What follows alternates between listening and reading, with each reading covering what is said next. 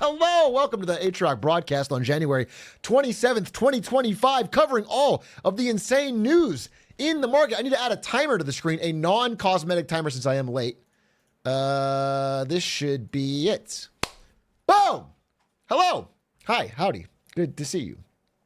I have guests at the house, and they are Ari's family and extended family and friends, and I had to talk to them.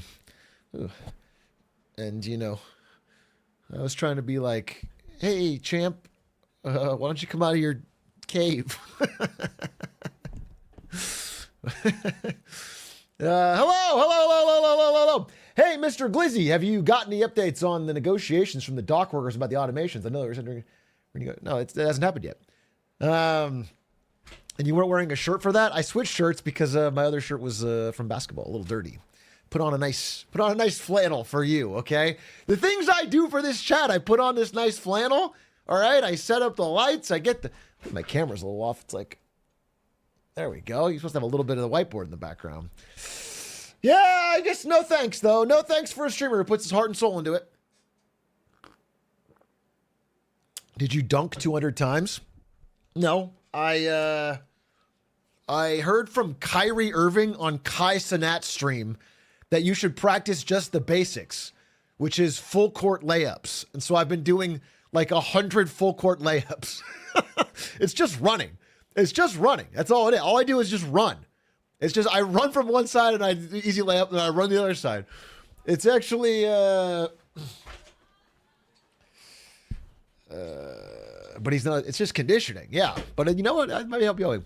Hey, good to see all of you, Raji and Banjo Larry and Detective and all of these people in my chat. Sorry I'm a little late, but life happens. You know, what are you going to do? People are here. I can't just say, hey, I'm going to go stream. They just showed up. They're the people we got Chevy from. They're the people we got our cat from. So I had to say hi and show them the cat and yada, yada, yada, you know? Thoughts on coffee, thoughts on glizzies. Great questions. Starting off strong with some great questions. What about update on the Ecuadorian Bitcoin guy? Bitcoin's at 100K. He never did get to create his dream of a Bitcoin city. But it's not Ecuador, is it? It's a different country. What is the country? El Salvador. Yeah, it's El Salvador. Yeah, he didn't create his Bitcoin city, but I mean, you know, his Bitcoin bet is paid off, I guess. And they have lowered gang crime in El Salvador, though largely it was because every single gang member in that country had the same tattoo. So they just locked up everybody with that tattoo. It's a lot harder when you can't just identify. Like that was actually, I'm not even kidding. That's like a huge part of the reason they were able to fight back is they all had this tattoo and they just finally pushed back. If you don't have that, it suddenly becomes increasingly difficult. Imagine being a random guy with that tattoo. Yeah, it was a tattoo of Mario smoking weed with Bowser. And it turns out I'm guilty. Turns out my full back tattoo is like some sort of crime, and I can't even visit El Salvador. It's insane. Hey, big guy, I love whiteboard cam, but when are we getting a glizzy cam? Can I ask you a sincere question? What did you hope to achieve when you wrote this? Did you have a smile on your face when you wrote this, like you were cooking up something funny? Did you really were like, he's gonna love these? What was your goal? What was your actual goal? What am I supposed to do when I see that? What it's absurd. It's an absurd, reductive conversation starter. I can't go anywhere with that. Do you have tattoos, Big A? Oh, do I have tattoos? I don't have tattoos. I have tattoo, singular. The most important tattoo any human's ever gotten.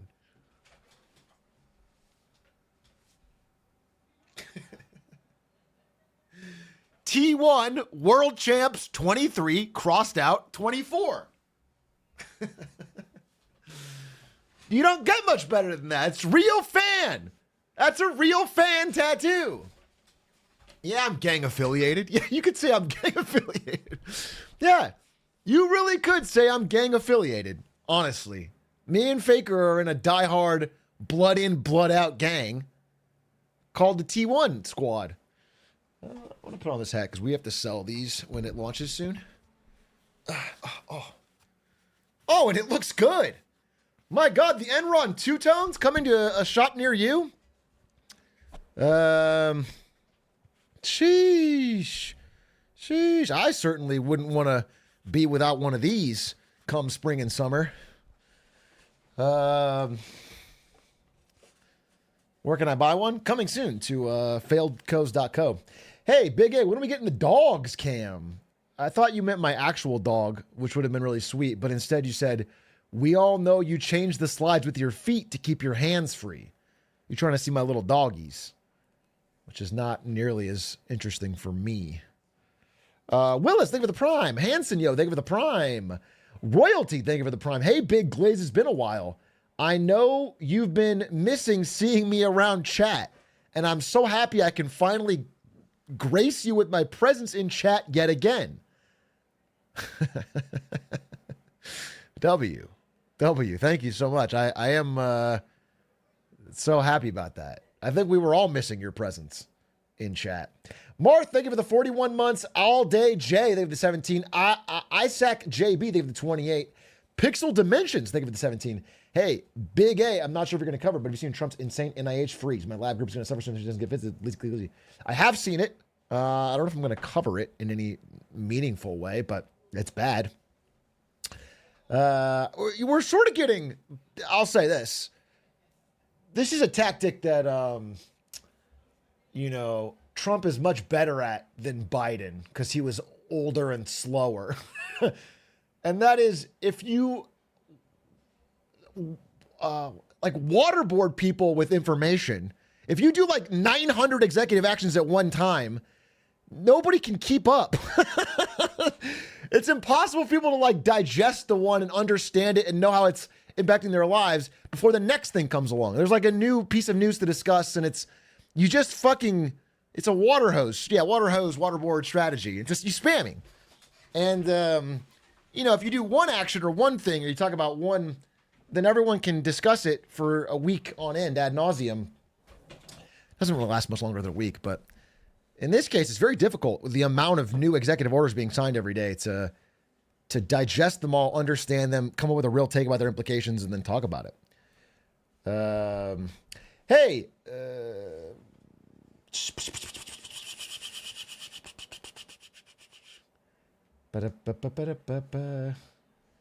I'm sorry, what?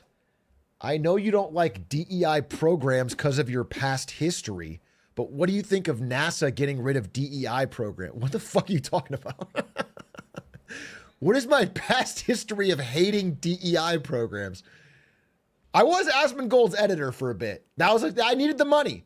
I was Asmongold's editor, okay? And I made good money doing it, and I won't apologize for it. We all have to make money in this economy. Oh, I'm a DEI Latino hire. I see what you're saying. I'm tempted, TBH. They prob make so much. Bro, Quack, you don't have the speed for it. I'm sorry, Quack. You don't have the speed for it. Okay? If you're Asmongold's editor, you have to get a fucking ripped react to woke games gone wrong out in 30 minutes, 4 times a day. You gotta flood the zone. I can do it for the right person. Sorry, you're not him. Interesting. Bronny James, that's what he told me. He said he could play for the right team, just not the Lakers. If he had the right team, he would shine in the NBA, but he just doesn't. Yeah, I'm not so sure about all that, but I'm good to see you in the chat. Quackster, what will it take for you to watch my 3-minute AI bubble theory video? It's based off Marketing Monday. I don't know. I don't think I will be watching it. I'm sorry, because it sounds like just something that I'm going to say anyway. Right? So I don't. It's like, what? Do you understand why I wouldn't want to? I'm not so sure. I'm not so sure. Put it on the Reddit. If it gets 150 upvotes on the Reddit, I'll watch it. That's a deal. If it gets 150 upvotes on the Reddit, I'll watch it. We'll rebuild the Reddit. We'll get some community-driven stuff.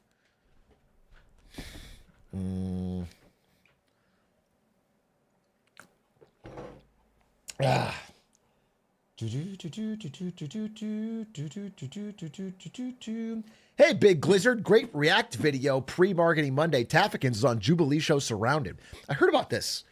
My friend Taffa was on a Jubilee show defending his religion, I believe. Could get spicy. I definitely could be considered to watch it, but not before Marketing Monday. We only have 19 minutes left. I don't delay.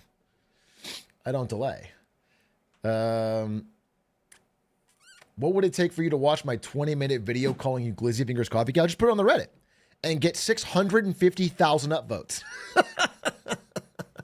And I'll watch it. 650,000. 650,000 upvotes, and I will be... I'll be watching it with a smile on my face.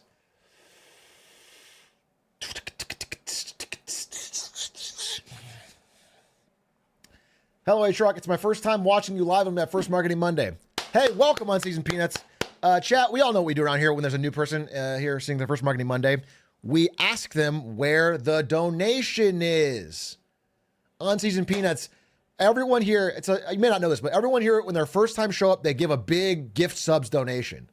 They drop 10, 15, 20, just to kick the day off. Everyone here has done this. So it's like you don't have to do it. It's not even encouraged. It's just like, it would be kind of weird if you didn't. So anyway, think about it. But just know that like every single other person has done it.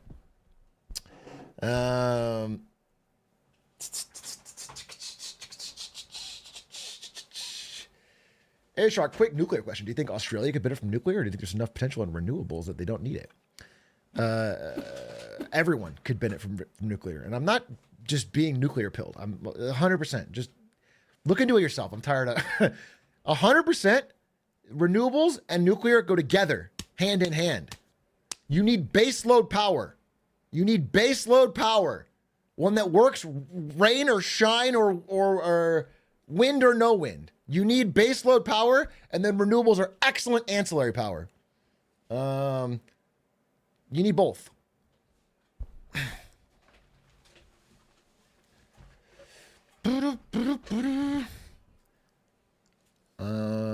And it would be work, and obviously, all the fastest growing countries recognize that and are building like crazy. I'm sure Australia can do it as well.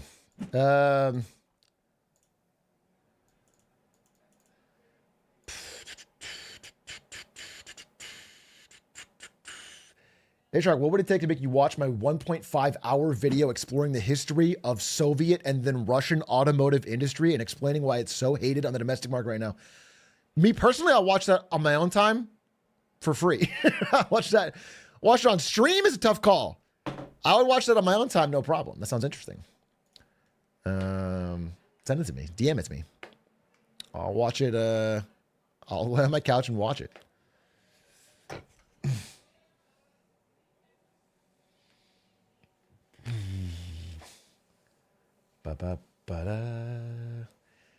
Hey, Shark, have you read Epictetus?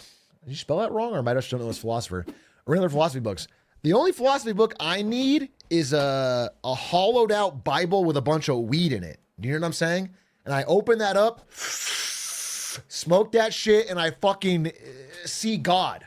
That's all I fucking need. I'm not gonna read no fucking dusty old book from a million years ago that doesn't even know about my modern day life. Doesn't even talk about Fortnite. Doesn't even talk about fucking Roblox. Doesn't even talk about fucking DEI ruining video games. Okay, the three things that I care about.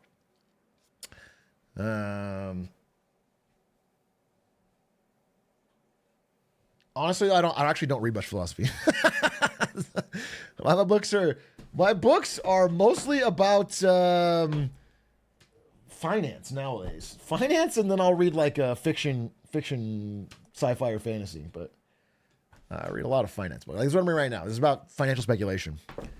I only read picture books. I read, I'm a big reader. I like Clifford the Big Red Dog. Yeah, I'm a big Clifford guy. You know, I like to go into his adventures here and there. He's more than just a big dog, though. He's a red dog too, and that's people don't really get that.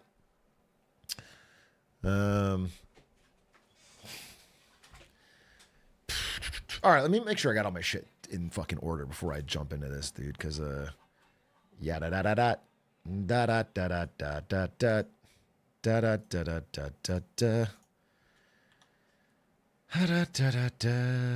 da da da.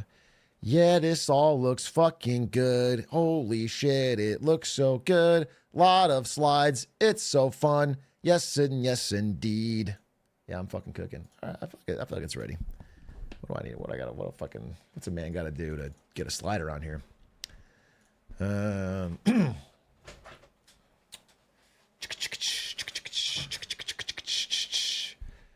Atrioc, could you ever do a challenge with your pets? No. Why would I want to do that? What type of channel do you think I am? Fucking animal challenges channel? No, I'm not going to do that. Atrioc, how's the stock market challenge going? Oh, we'll update on it. We'll update on it during the presentation, I promise you. Is there any non-AI news? Non-China, non-DeepSeek? I think I want to talk about the next 13 minutes before. I mean, there's a ton of like executive orders by Donald T, but I'm wondering if Trump got elected. Holy shit! Thanks, really. That's big news. I hadn't heard that one. That's a big one. Big tariffs? No, there's not tariffs on TSMC, are there? Tariffs? That wouldn't even make fucking sense. Oh my God. What?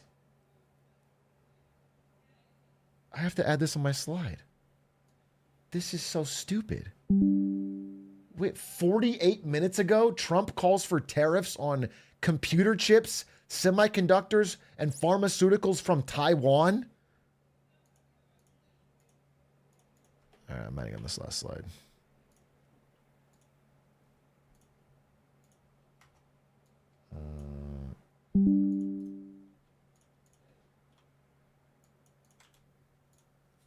From Taiwan? Oh, boy. Bro, I got to be honest with you. I got to keep it 100, a whole fucking stack. You could just say it's fucking, you could clip this, bro. And then when it doesn't happen, I'll be wrong and happy. Xi Jinping is going to invade Taiwan. Xi Jinping is going to invade Taiwan, and Donald Trump is not going to protect it. And so, just straight up, that's going to happen. I don't think it's going to be this year, but that's going to happen, bro. That's crazy. That's fucking crazy. Why are we tariffing Taiwan? Okay, well.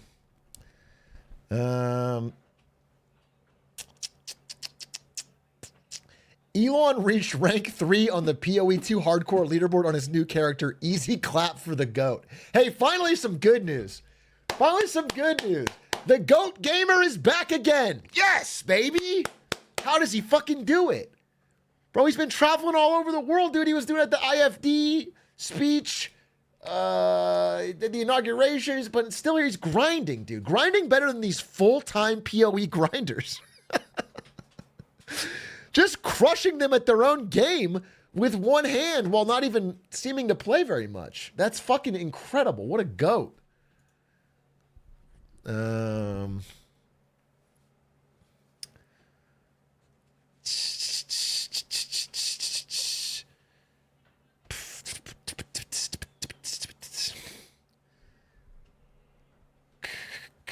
Costco strikes seeming more likely when their contract expires already. Bad news for Doug's only green investment outside of his pump and dump. Doug's got a fucking pump and dump penny stock, Costco, and then like 8 red stocks. You better hope that strike is short. By the way, I say this all the time. I should say it again. I love Doug. Straight up, that guy's the GOAT. Our newfound growing friendship is awesome. I'm not kidding. We talked about this, this Chinese DeepseekAI. I think, like, I'm not kidding. I'm scrolling and scrolling. We talked about it like 70 paragraphs. I've never had someone who wants to talk about this boring shit. Never. Not one of my friends has ever wanted to talk about this shit and like cared enough to watch. It's fucking crazy. He was going back and forth. That's awesome. That's fucking awesome. Holy shit, aren't you married? Yes, I'm happily married. I love my wife deeply. However, if I were to go out there and ask her, do you want to talk about how ChatGPT is getting one up by a Chinese competitor? She would say, honestly, not really. And I wouldn't be mad at her because, of course, it's not her interest. Don't say same, bro. Librarian, shut the fuck up. Don't say same, bro. Don't say you get me. +2, though. +2. Holy shit. +2. How's Ari? She's doing great. She's much better after her, she got the deviated septum surgery. She still has the splints in, so they're going to come out. She gets occasional nosebleeds, which sucks, but she's feeling much better. At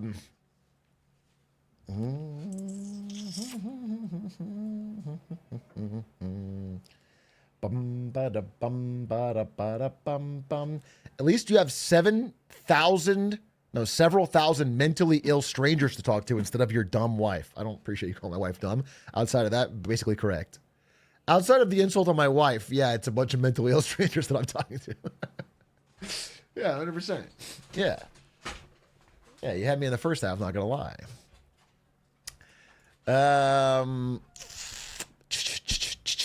Boom. Can you suggest 1 or 2 finance papers to get a subscription for as a 19-year-old finance student trying to learn more?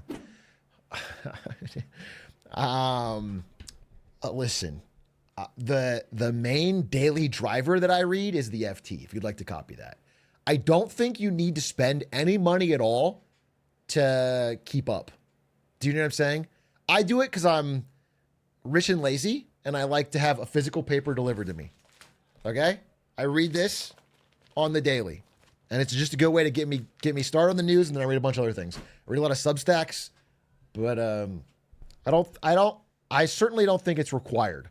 But people always want to think there's something they can pay for that just puts all the knowledge in their brain. So if you want to start with something, start with that. I wish I had an affiliate code because I probably pushed a bunch of FT subscriptions.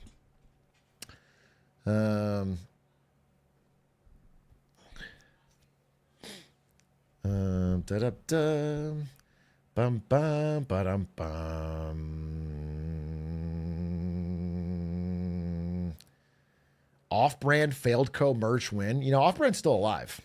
It's just it's only the gaming side. I don't know if anybody knows that. Like, Off-brand is publishing another game. It's got a couple more actually. But the other side is dead as a doornail. The production side. Who leads the gaming side? Clueless. Honestly, I think the gaming side now is Ludwig and like 2 other people. Maybe 1 guy.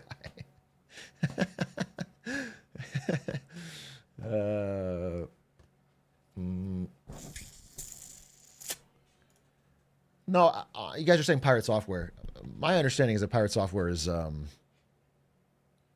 I guess this is not my business to disclose, but he's not major. You don't understand, the guy streams 18 hours a day. He's not the main guy. He's a Twitch streamer. Um, but I don't work there. Neither does Stans. And yeah, it's a different. But either way, you know, the Off-Brand Games, they published Rivals of Aether and did quite well. They did a really good job, just to be clear. I'm a big supporter of that idea and that movement and what they're doing with that.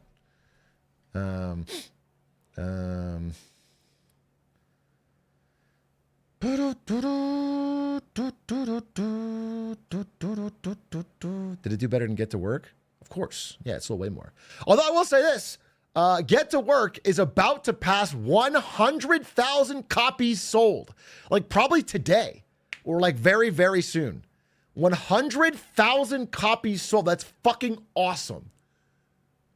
That's so much higher than we thought we would ever sell. That's fucking awesome, dude. 100K?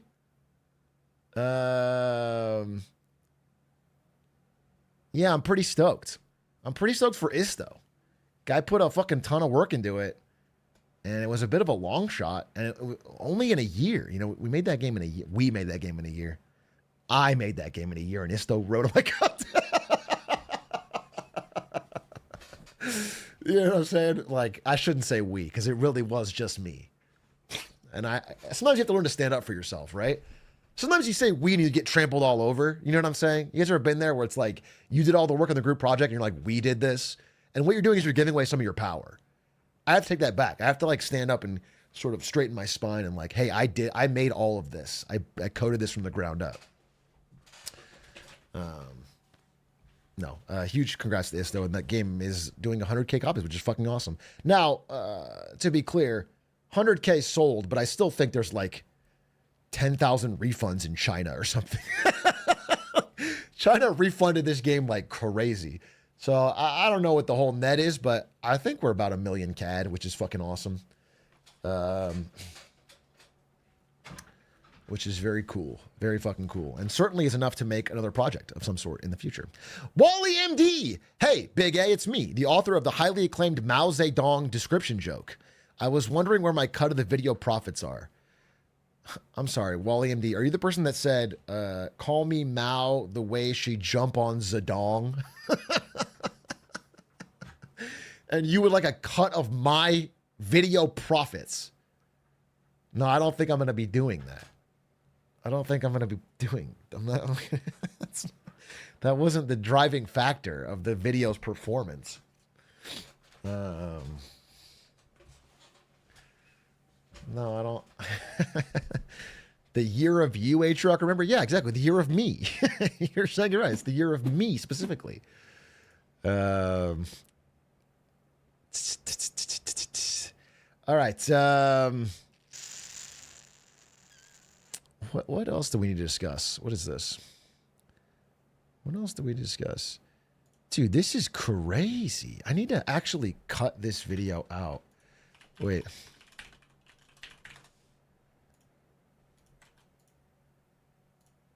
This makes no sense. I'm like struggling because this kind of changes the ending of my presentation. Because I was trying to sort of guesstimating what the U.S. response would be, and I was wrong. I didn't think Donald Trump would come out and say we're going to tariff Taiwan in this whole situation. What the fuck does that do? All it does is make chips more expensive for Americans. What the fuck does that do? God, that's the stupidest fucking idea I've ever heard.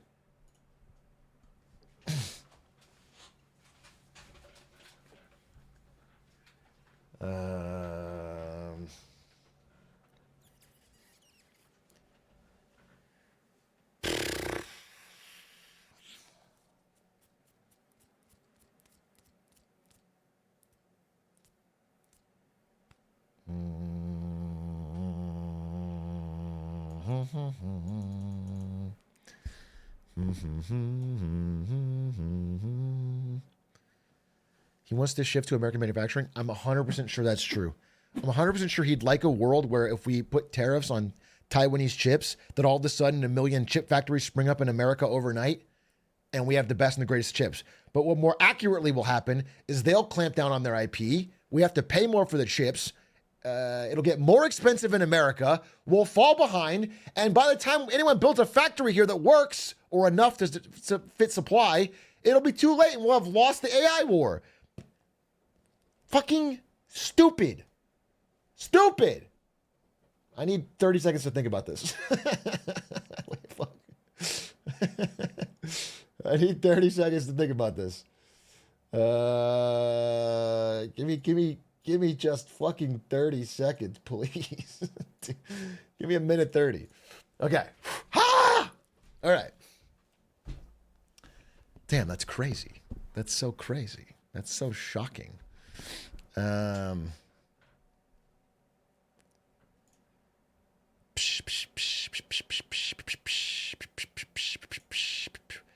Wait, who's Trump? The stakes guy?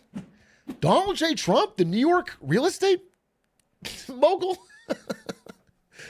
wait, let's say about someone else.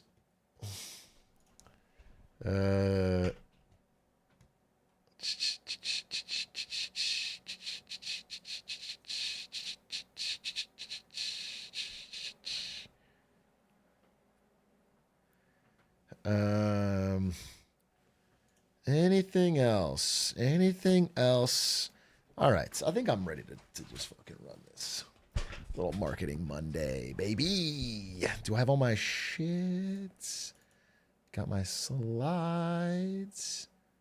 I got my slides. I got all of this. Hold up, 7 seconds. Ladies and gentlemen, without further ado, I'd like to bring one of our first Marketing Mondays. That's not a major project. First breaking news Marketing Mondays of the year. All I need you to do is look at the intro, see yourself, and say, "Poggy's me," when you show up.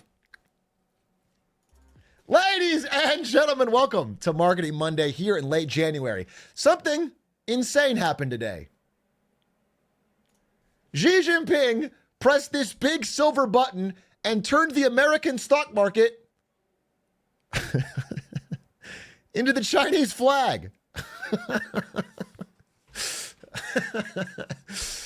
Okay. And by the way, in a cruel sense of irony, the NASDAQ closing bell today was actually rang by the Chinese consulate general. So not unironically, this did happen.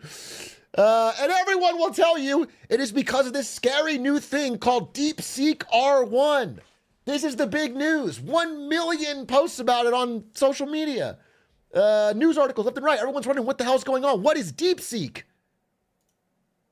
Let's talk about DeepSeek. DeepSeek? DeepSeek. DeepSeek. DeepSeek. And it is shaking this entire industry to its core. To its core! Shattering developments in the AI space. Scoring impressively on global benchmarks. Technological leap that shocked Silicon Valley. Has ignited some panic, releasing models that can outperform America's best. If the United States can't lead in this technology, we're going to be in a very bad place.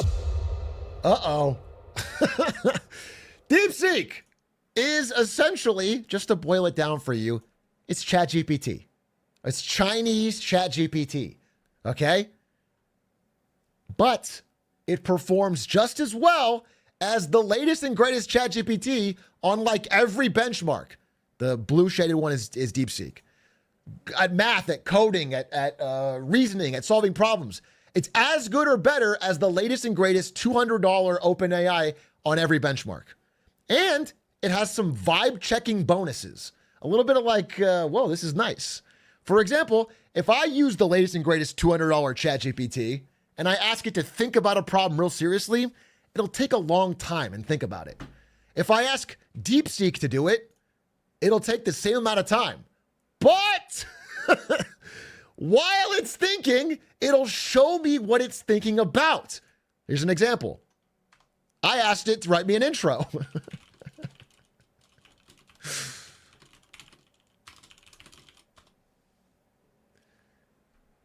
While it's thinking, it's saying, okay, the user is Atrioc, a Twitch streamer. He wants info. It's telling me its thought process the whole time, which makes it easy to make the follow-up question or see where things went wrong or make a new prompt. ChatGPT has this information but hides it. And then, of course, this is real, by the way. I tried this out like an hour before I started. It tells me this intro. It tells me, leans into cam, finger guns. What's up, chat? Atrioc here. And before you ask, no, this is another coffee sponsorship. Today, we're diving into something that might be smarter than your favorite streamer, DeepseekAI. I know what you're thinking. Great, another ChatGPT clone that'll gaslight me about the color of the sky. But hold up. This Chinese LLM isn't just writing fan fiction about glizzy hands. It's basically sentient.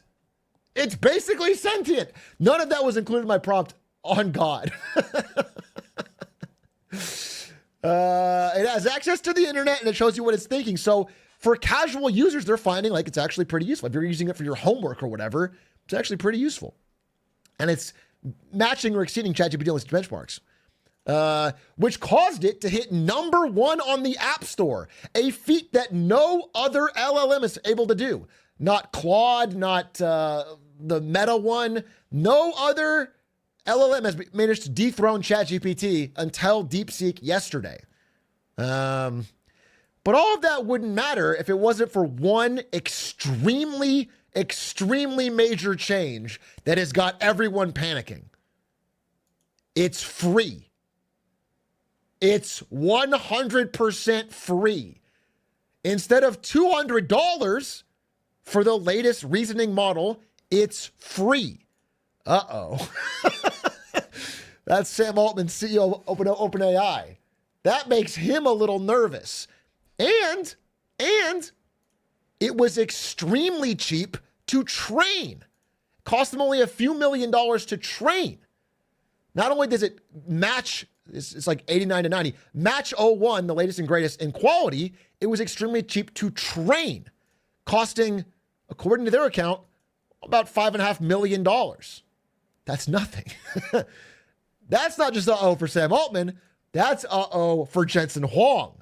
Suddenly that causes panic throughout the whole stack.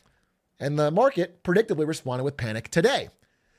The S&P was down, the NASDAQ was down, tech stocks, but NVIDIA was really down. NVIDIA took a major tumble today, losing about 17% of its market cap, which is $600 billion in a day. This is the largest loss by a company in history in a single day. This is the largest one-day loss a company's ever had. The next highest is like $200 billion, and it was Meta. Okay? $600 billion in a day is equivalent to McDonald's, Disney, Uber, and Target all going to zero overnight. Combined. That's how much $600 billion is. That is a major shakeup in the stock market. And you could say I predicted it. I sort of thought this would happen, not because of any smart idea, but because Jim Cramer said NVIDIA stock was due for a breakout a few days ago. I don't trust that guy. Boy, how does he always get it so perfectly wrong? That's crazy. That's so fucking crazy. As a little update, this has been a terrible day for the United States economy, a terrible day for our stock market, a shockingly good day for this little stock market game I'm running with streamer friends. This is how we were just 3 days ago, all smiling and laughing. And now, I'm the last man standing. Doug and Ludwig are stealing from charity. We raised nothing. Bro, they're subtracting $300 from charity.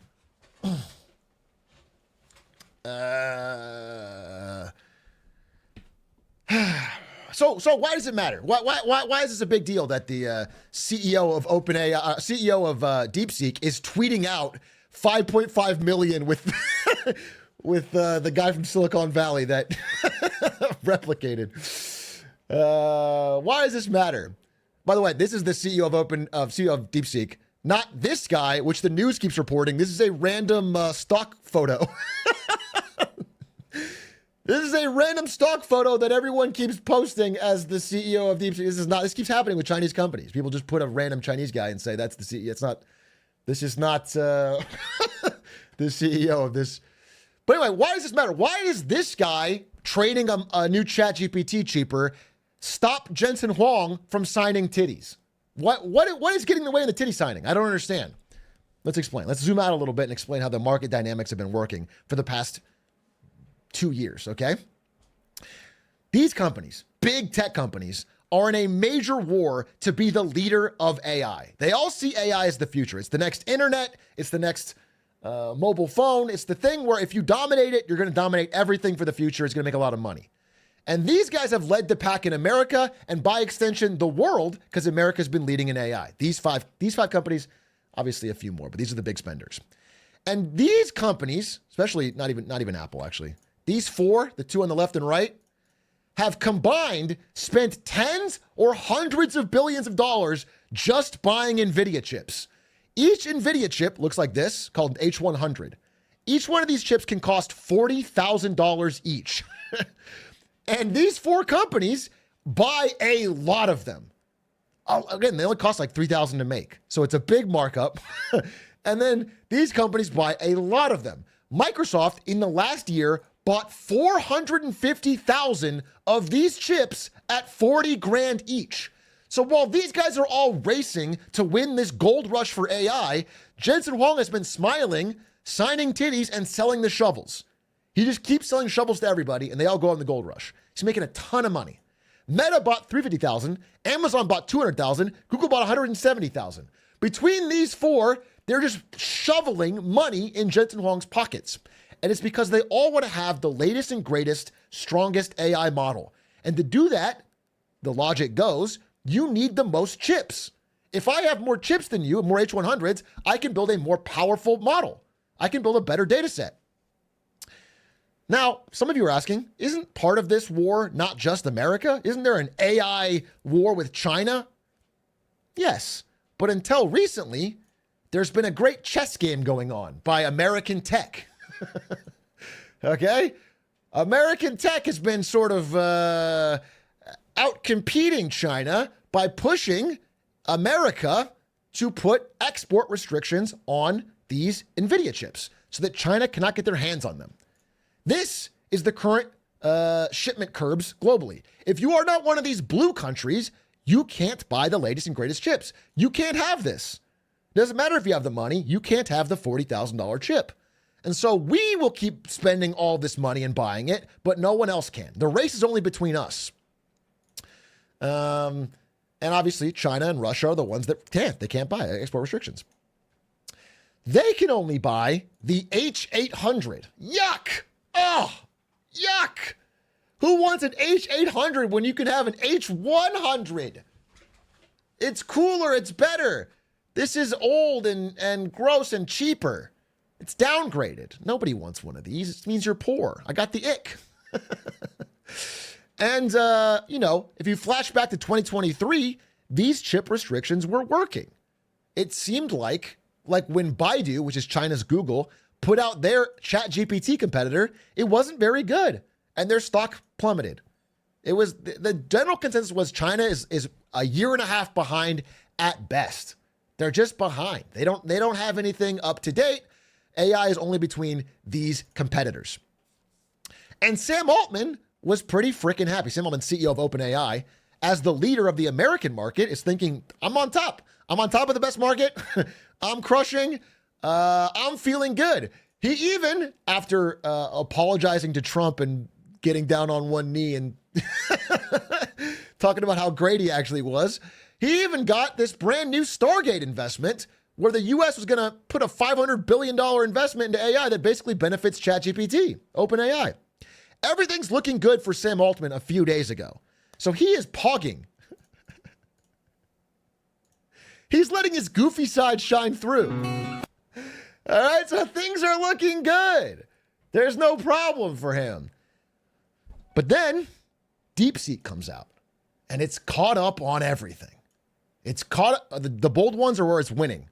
It's winning in math, all different math ones. It's winning in some English tests. 6 of the 10 English tests it's winning. It's winning in some coding tests. Okay, it's doing quite well.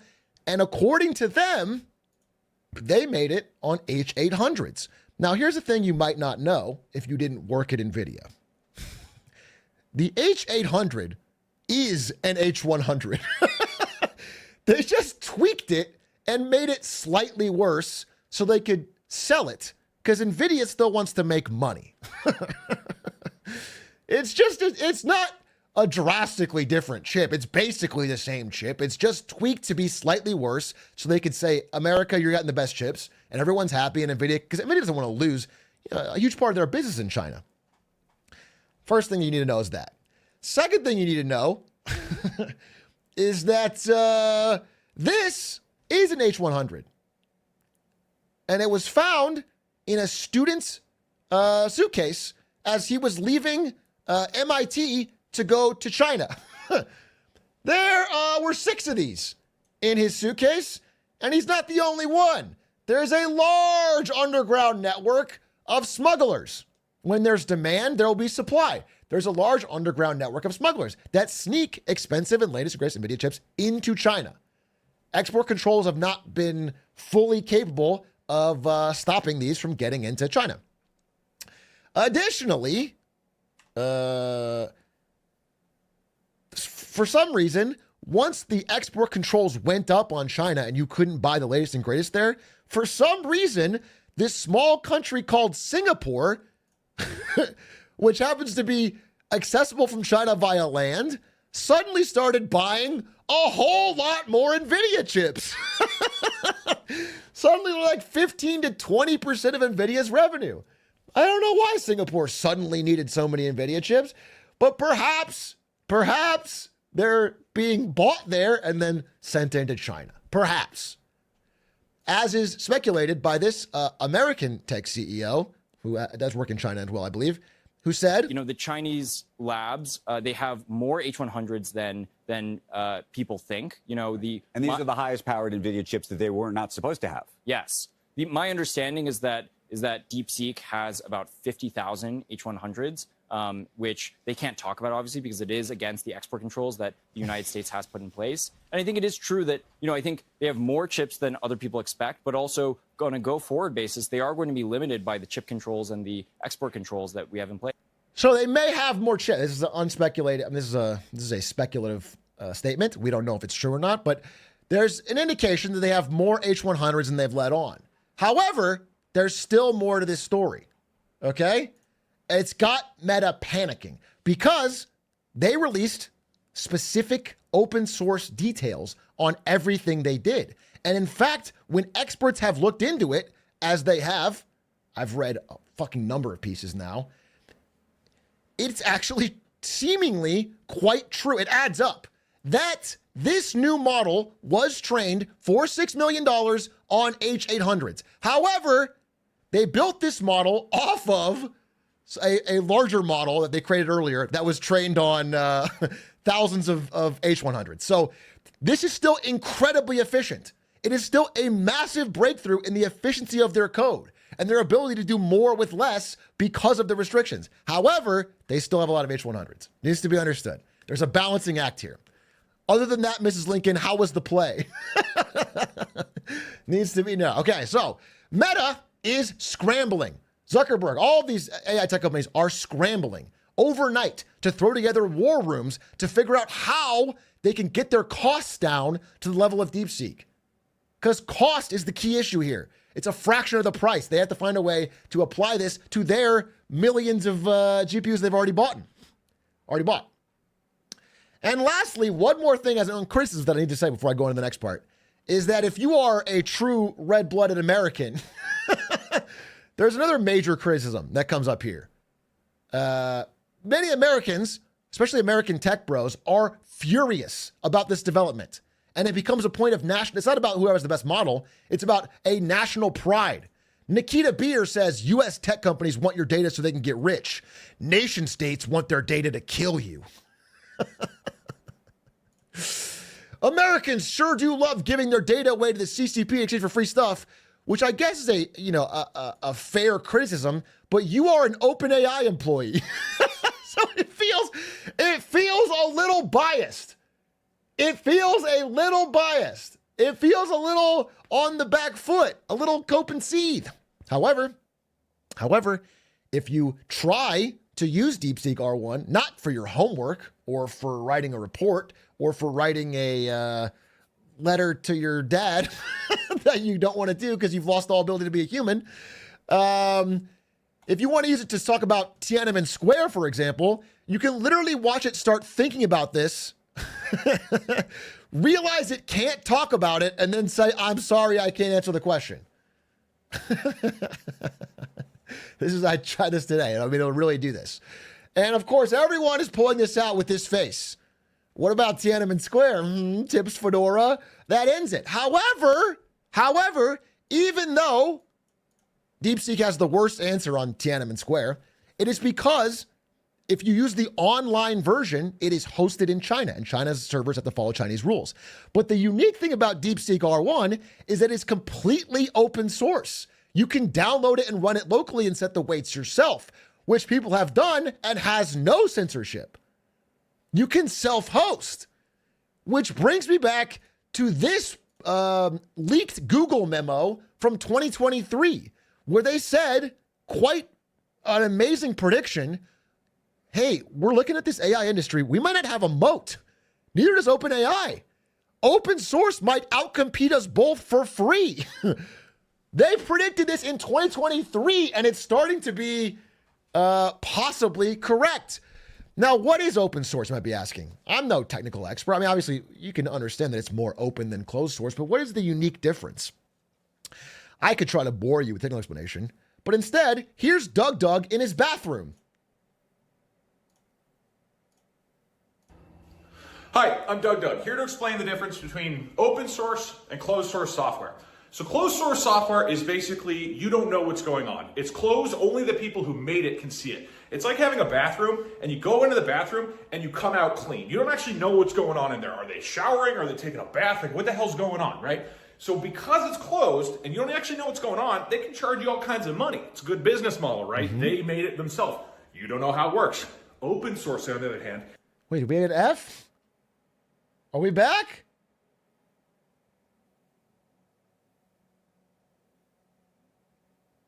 Are we back?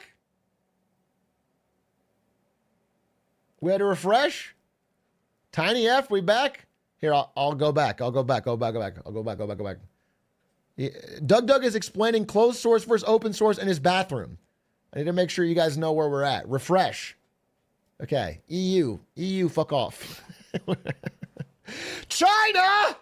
Xi Jinping is attacking my internet yet again. When will it end, Xi? When will your tyranny end? When will his assault on American norms and values end? All right, we're going back.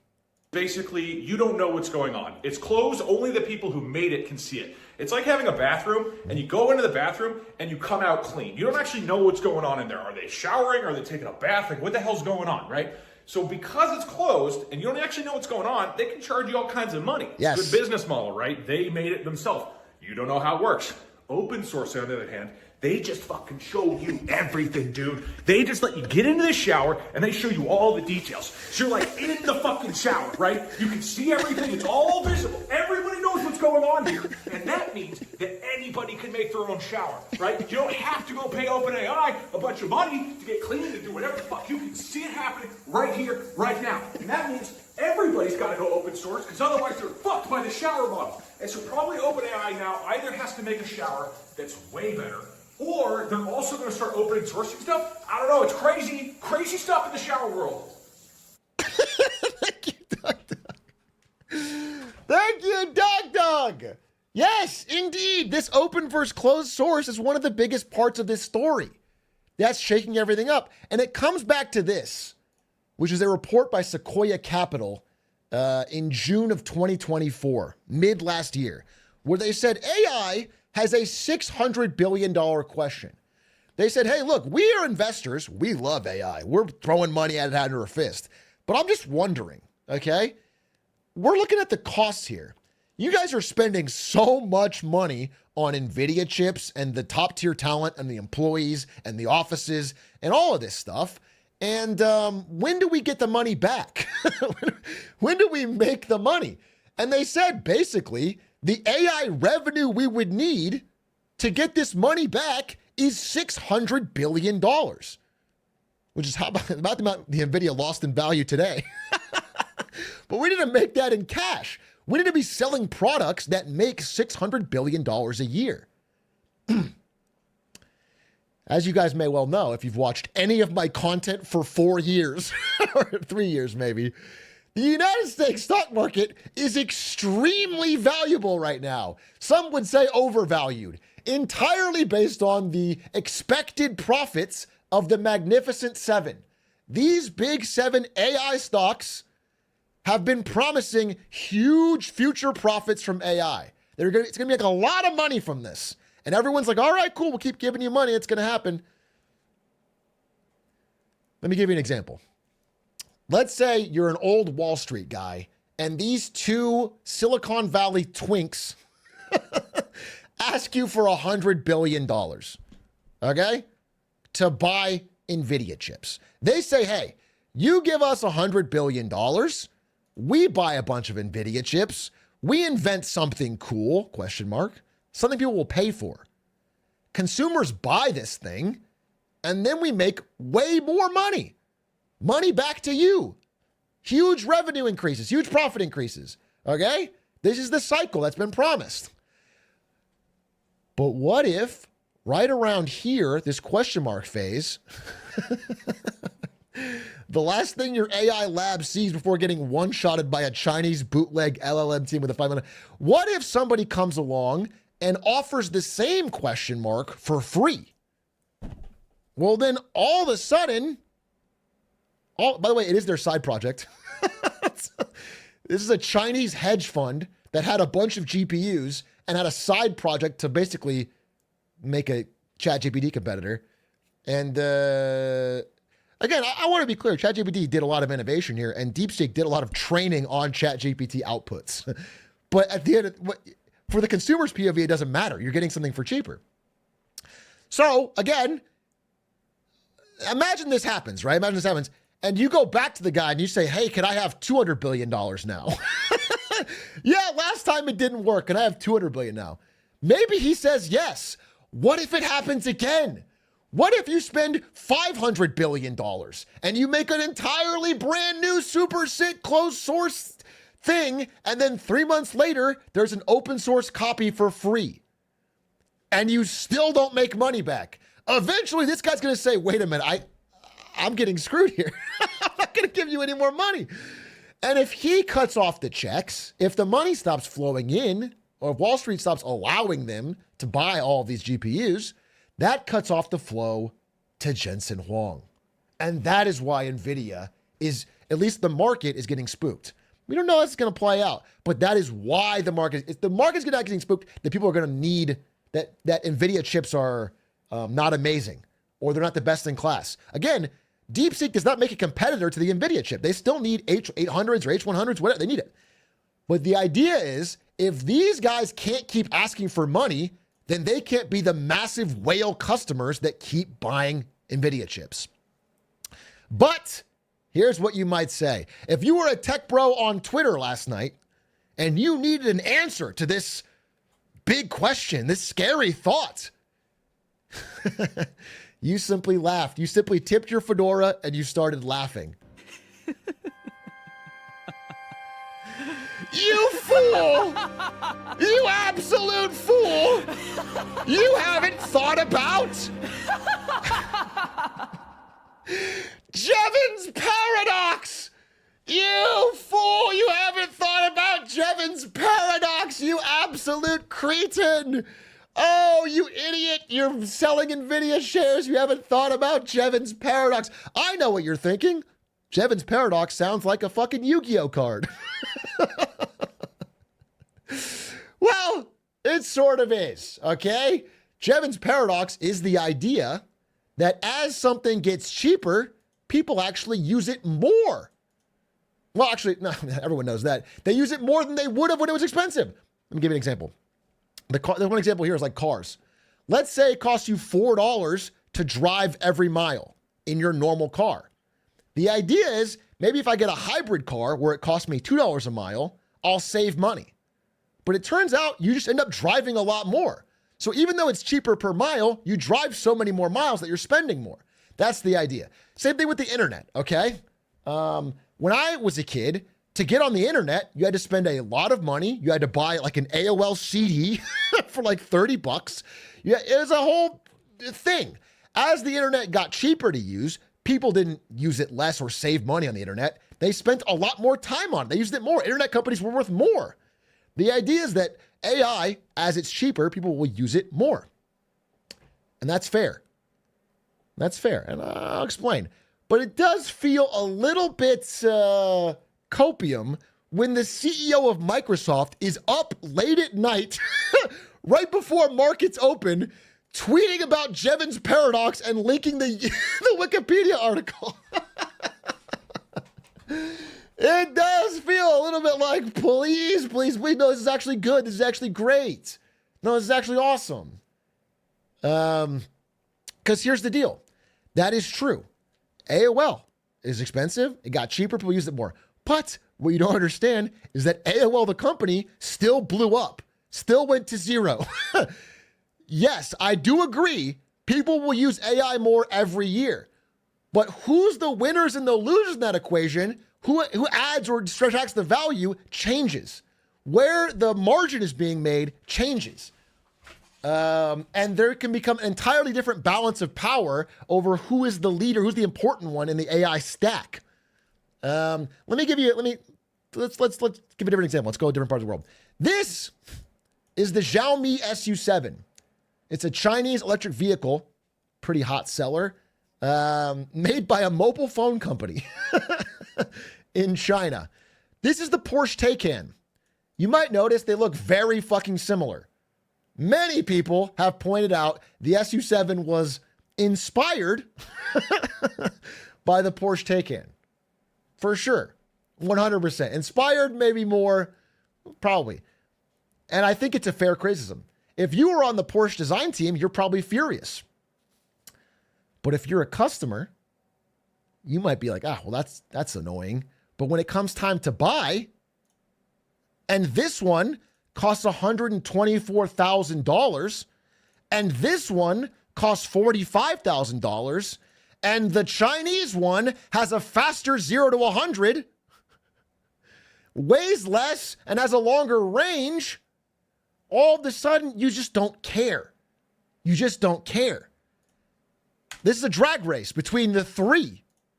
All right, 3, 2, Xiaomi in the middle. 1, go. That's quick, man.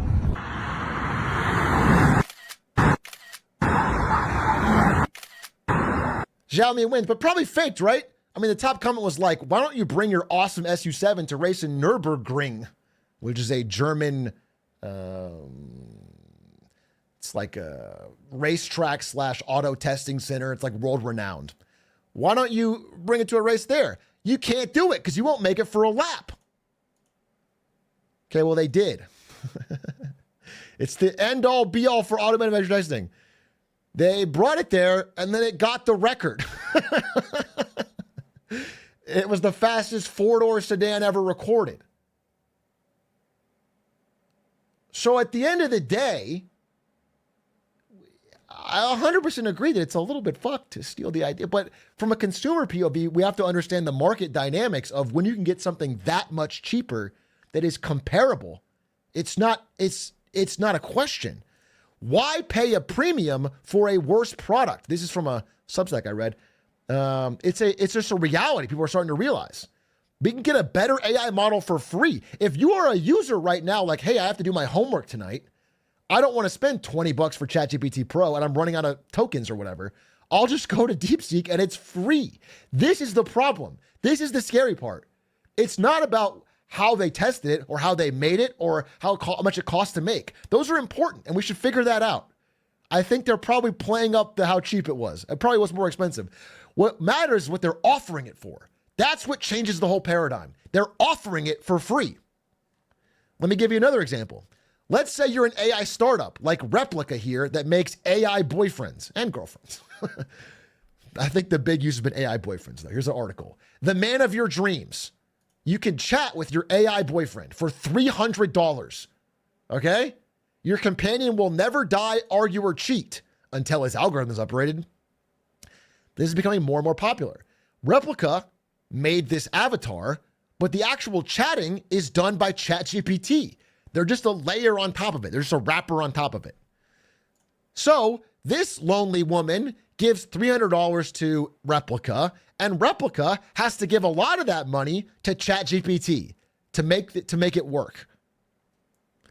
Now, what if you're Replica and you're like, wait a minute, I can save a fuck ton of money by keeping the $300 and giving a tiny bit to DeepSeek R1, which is just as good. Do you understand how this upends the entire business model of OpenAI? All the plans they had to make money are suddenly thrown off. If they give a little bit to DeepSeek R1, because it's 27.4 times cheaper, then it fucks up the entire business model, whether or not it cost more to make. And here's the thing. OpenAI costs $200 for something equivalent to R1. And Sam Altman has said they are losing money on that. If it costs $200 and they're losing money on that one, by the way, he said, I personally chose the price and thought we would make money. Then how the fuck are they going to make money if they have to compete and cut their prices 95%? How are they going to justify all the spend? That is the big question. And a big part of this, similar to Chinese EVs, similar to costs of AI output in China, is because for some crazy reason, we have a few big, protected, monopolistic national champions in America. And they have a fierce, brutal competition right now, a capitalist competition in China. There's like 100 EV companies fighting over price in China. In China, ByteDance is cutting their price, so Alibaba cuts their price. Consumers are benefiting because they're competing back and forth. This is exactly what Lena Khan said would happen with AI. This is exactly what she said about this. Okay?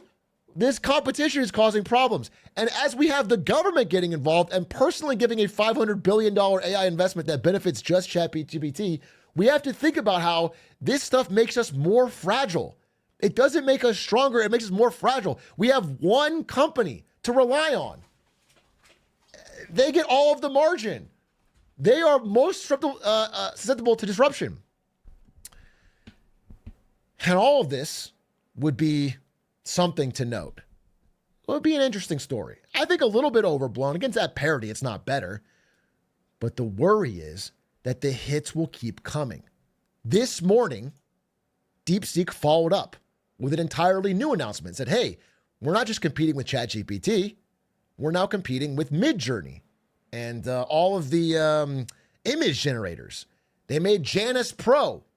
This is an AI model that wins image generation benchmarks. This is scary for Adobe. This is scary for, again, cheap, free. This is the scary part. The free, again, passes them on these benchmarks. It's also open source. Again, the biggest concern, and I would have this concern too, is like if it's hosted on Chinese servers, I'm sending all my data there. It has required Chinese censorship laws, but you can just download, you can run it locally. Someone in America can run it locally on a website and put it up for you. That's the scary part, okay? And so, in response, Donald Trump, an hour ago, before this presentation, said it was a wake-up call for U.S. tech. And his response, I think that's true. That's a very wise thing to say. It is a wake-up call. We got to figure out how to answer this. And instead of any number of solutions, to make competition more fierce in America, or to even restrict, further restrict high-end chip exports to China, like crack down even further, even follow the old strategy or try a new one. He decided that we're going to tariff Taiwan. that the solution here is to tariff Taiwan, the country that has the foundries that make the NVIDIA chips, so that they'll be more expensive when they arrive in America. It doesn't make any sense. Particularly in the very near future, we're going to be placing tariffs on foreign production of computer chips, semiconductors, and pharmaceuticals to return production of these essential goods to the United States of America. They left us and they went to Taiwan, which is about 98% of the chip business, by the way. Yeah. And we want them to come back, and we don't want to give them billions of dollars like this ridiculous program that Biden has. Give everybody billions of dollars. They already have billions of dollars. They've got nothing but money, Joe. They didn't need money. They needed an incentive, and the incentive is going to be they're not going to want to pay a 25, 50, or even 100% tax. They're going to build their factory. All right, so just to be clear, money is an incentive.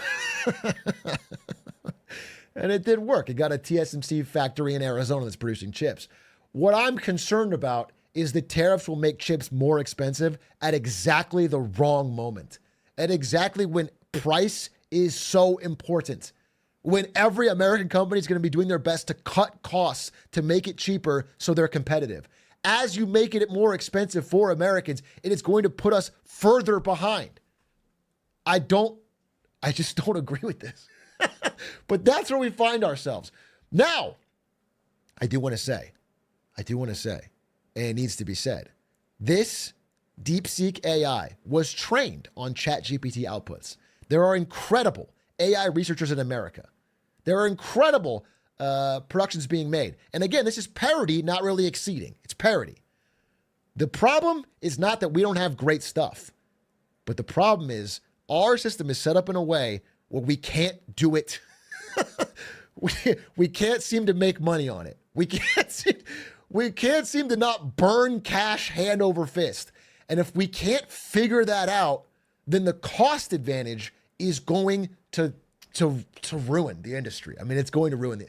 There's just no reason. Even if we ban DeepseekAI and ban every Chinese AI and slow down everything, other countries are just going to pick the cheaper option, especially if it's close. There's just no way to crack down on this. So I need this to be understood. This is a wake-up call moment. It's not the end-all, be-all. I think the stock market may have panicked today. Compute needs are still going to go up. Every year, we're going to need more compute. There will be more usage every year, 100%. We're going to need more energy and more compute every year. That's a fact. But who the winners and losers of that is going to change. And I think we should be more serious and thoughtful about the right way to tackle this, because this is a very, very important question. And we'll follow up with more of it next week on Marketing Monday. Thanks for watching. I hope you enjoyed the breakdown. I can answer any questions. I did an absurd amount of reading. I do feel like I can explain even how the R1 works and how their deep learning is different. But I thought it'd be a little boring for the slides, so I took it out.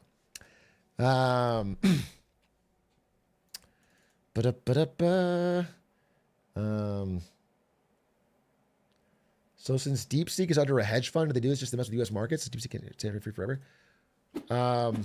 Because it's a side again, if they're losing massive amounts of money on it, we don't know their profit and loss. The idea is that DeepSeek, it's so funny that the $200 AI model is started by a nonprofit, and the free AI model is started by a hedge fund.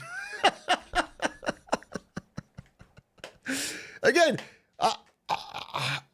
here's what I'll say. I have to say this. I tried to watch two other streamers' coverage of this morning. I watched Asmongold and I watched Hassan at the same time. I watched 1 hour of each. Oh my God. It was insane. It was insane. They both watched the same 4 videos. They both watched the same 4 videos. They would pause at almost the same times, and they would both say exactly opposite shit with no, listen, I've been reading this stuff all day, out of nowhere. Like, I'm not kidding. Asmongold pauses the video and goes like, this is why Trump planned for this. It's for the Trump golden age. He also said, like, I don't think NVIDIA has DEI engineers, but like, this is what happens when you let mediocre people work on, And then Hassan was pausing and being like, this is why white supremacy and U.S. nationalism doesn't work. And this is why communist, like, this is like the most capitalist thing out of China. It's a hedge fund. It's a billionaire hedge fund out of China. It's not, it was crazy. I was crazy, dude. By the way, let me just be clear. This is not a drama thing. I actually really like Hassan. We play basketball together. On this particular instance, I was watching him at the same time, and it was why they were watching the same videos. Pause. Same thing. Anyway, sorry. I'm not a drama frog, but I watched it this morning because I was like, I'm trying to learn. Again, as I've been clear, I am trying to learn. I'm trying to learn from better streamers than me. And that was tough. That was tough. Okay. Now, what other question? Data center, I think, is a losing battle. Tough to say, man. I think the demand for compute's again only going to go up. But here's the deal. Like, for example, in the late 90s, the idea was the internet is only going to get bigger. Everyone knows this. And so we need to build all of the fiber that connects people to the internet. And that is why, like, Cisco was enormously valuable. #1 company in the world. They built all this fiber. They sold the shovels, right? But it turns out they had drastically overbuilt fiber. The fiber was not the key competitive advantage. It was the people that built the websites, people that built Facebook or Google. And that's where the advantage was. The application layer was where the real value was created. And so a lot of that fiber went unused. There's like I think 97% of it on the ground is unused. So the winner of the race changed. And it could happen again where it's like we thought the most important thing in AI was who made the chips. But if the chips get commoditized, if you can do the greatest and latest thing on less H100s for cheaper, and then what comes important is what you do with it. What service you make that people are going to pay for and buy, and then you keep that profit. Why did nuclear tank today? It's a great question. Nuclear tank today because of that idea. Now, we don't know. Again, I'm still of the opinion we might need a fuck ton of data centers. I think the demand for compute's only going to grow. I'm personally of the opinion that maybe it's a little bit of a panic. But the idea was until 3 days ago, was that we're going to need so many data centers and they all need so much power. We're going to build a private nuclear reactor next to every data center. Nuclear is going to need, what do you need for every day? We're going to build 1 million nuclear plants. And now they're like, wait a minute, if they can do it with 1/50th the compute, then maybe we don't need so many nuclear power plants and data centers, whatever. That's the idea. Now, I think that might be overblown. It's all in flux right now. I can't give you an exact, NVIDIA didn't tank till 5 days after DeepSeek came out. Why? Because the market is not perfectly rational, like people say. The market didn't instantly digest this. It took a while to get out. DeepSeek came out. People were like, oh, that's interesting. Another thing from China. And they started looking at it. And they're like, oh, it's interesting. And then it started climbing the app charts. And people started using it. And they're like, wait a minute. This like gets my problem done. And it's free. And then it started spooking people. Then it's like, wait a minute. This kind of changes. If it's free, then just being free is the big thing here. I think people talk too much about how much it costs to make. I do think they probably exaggerated. I think they almost certainly did. It was more expensive to make. But the point is what they're offering it for.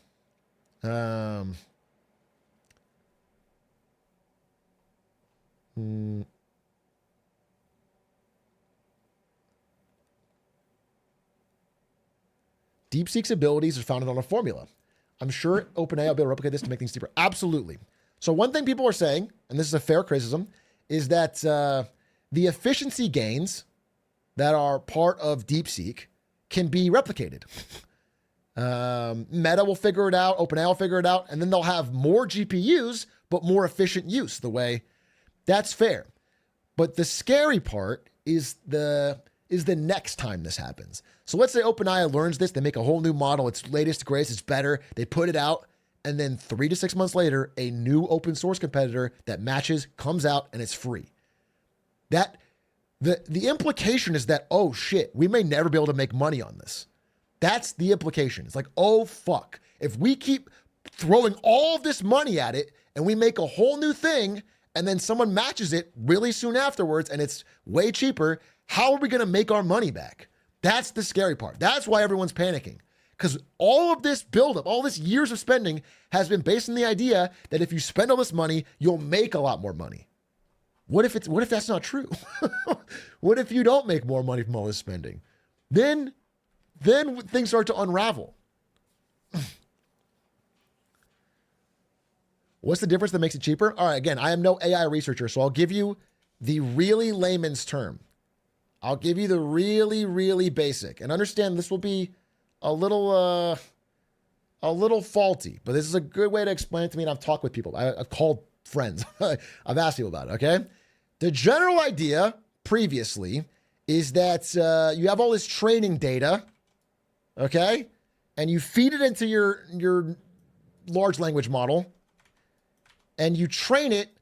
There's like a human step in the middle, basically, before you get your output.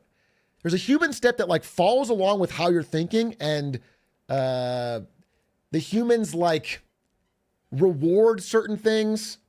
They basically find a way to tell the computer it's thinking the right way. There's humans in the middle, okay? They like check the data to make sure you're thinking about the right way. What R1 did is they cut the humans out of the equation and it's kind of like a great example if you're a chess guy is think of the old best chess bots where they had human grandmasters involved and then the bot used its special extra processing power with human grandmasters. But the R1 just has answers, okay? It has answers to like math problems and it just says figure it out. There's no middle step. And all it does is just keep doing it and checking itself over and over and over and over and over again. It's just a robot checking itself. Now, again, this only really works for things that have answers. So it's hard for it to like get extra good at like an English question or something, or like the humanities. But it becomes really, really good at coding and math. Because if you can have an answer that you know is correct, you can just reward it if it gets the right answer and it figures out the process itself. You just force it to think about every step and then check the answer, do it again, check it again, do it again. This is like the general simplified way of thinking is that they cut out this expensive, time-consuming middle step where they like check the data to make sure it has good, trained, polished data.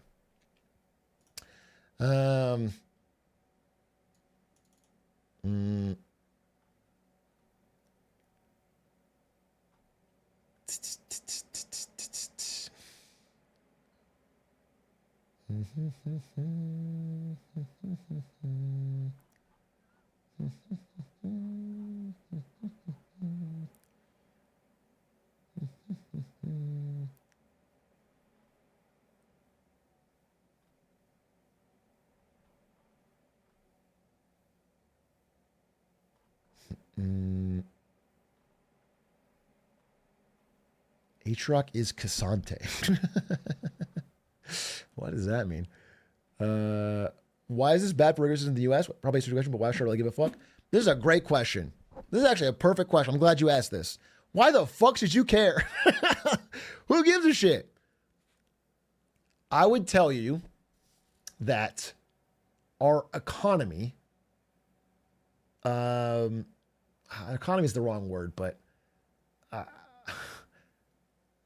I'll phrase it like that. Our economy is built on the back of a growing stock market. We have such a financialized economy that the only way things keep running is if the stock market keeps going up. Regular everyday people are already struggling, but it's all kept afloat by the fact that the stock market keeps rising. Again, the economy is kind of being held up by the top end of that K, the rich people who have assets that are doing well, that are spending like crazy, that are going on trips and buying things and keeping the economy going. If that stock market tumbles, if this little gully today turns into something more serious, and I'm not sure that it will, generally the first thing that happens is people buy the dip in this situation. You need multiple shakeouts to get something real. But this is going to put people on notice. If there was a stock market downturn, it's a serious one, the repercussions in the economy would be drastic. The slowdown in spending would be drastic. The job losses would be drastic. You'd see housing crash. You'd see a lot of things if stock prices started to materially, consistently decline. So just understand, like that is why it's an issue for everybody, because we've all put all of our retirement funds on these 7 AI stocks. That's everyone's retirement is gambled on these 7 AI stocks. They have to keep doing good. That's why it's a big deal.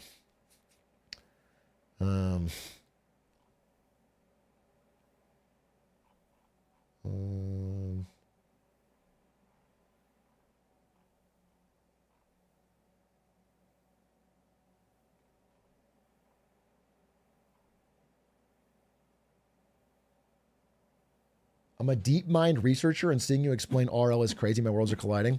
If you have a more nuanced explanation you'd like to post on the Reddit or something, I think that'd be a good idea. I think there's a lot more to learn about it.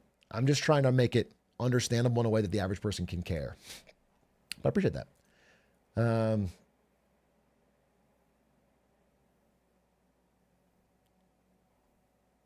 How much total wealth loss? I think the U.S. stock market lost $1 trillion today.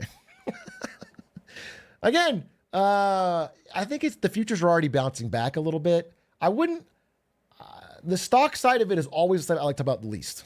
It's a fun headline. It's a fun shocker. The lesson for every U.S. investor for the past decade has been anytime there's a bad news, buy the dip. Every single time there's bad news, everyone goes buy the dip. That's what they've learned. They've been trained like Pavlov's dog. Always buy the dip. Okay. The only way. Here's the example I'll give. Have you guys ever seen The Boys? Do you remember The Boys episode 1? Does anyone have a clip of this maybe? Where they're on the plane at the end and they get a little turbulence and it goes like, and everyone's like, whoa, that was scary, right? And they get a little more turbulence. It's like, whoa, okay. And then look out the window and then it's Homelander and blows the fucking plane up. Okay? I've been reading this history of stock market speculation. That's how it happens in real life. There's turbulence and everyone goes, oh, okay, all right, it's all back to normal, buy the dip. You need to have the next parts. People don't actually quit buying. The sentiment doesn't change until there's a really sustained couple of shakeouts. You can't have one little dip. Everyone just buys it. Goes back. If there's another one, then it's like, oh God, I still haven't made my money back. And I put on, oh fuck, I have to sell. That's when you panic. Sentiment has to change. Right now, everyone's sentiment is still like, it's all good, baby. We're a little scared, but it's all good. And I don't know what that'll be. Again, nobody predicted this.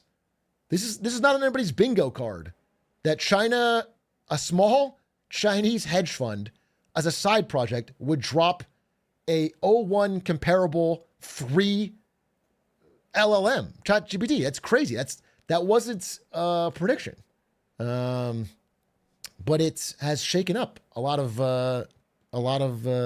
previously held thoughts.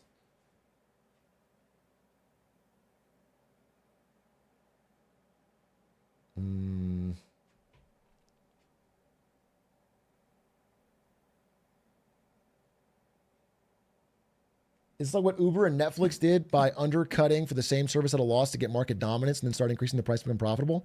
Probably. Yeah, I don't know what their costs are. The thing is, it doesn't just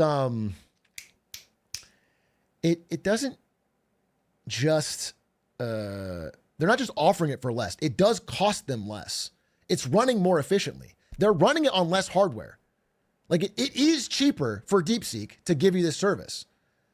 It's not like they're like doing a massive loss. They are doing it for cheaper.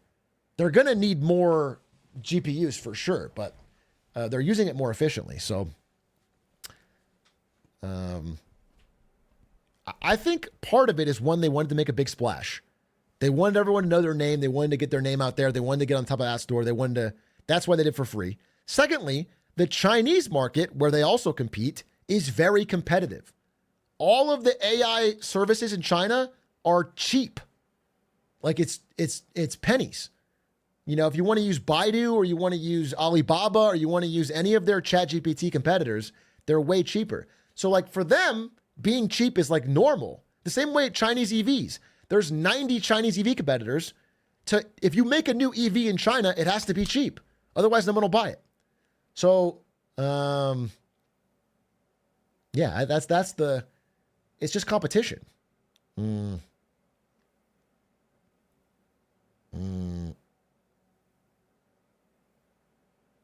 Are all their ChatGPT competitors in China open source? No, this one's uniquely open source, and that's why it's crazy.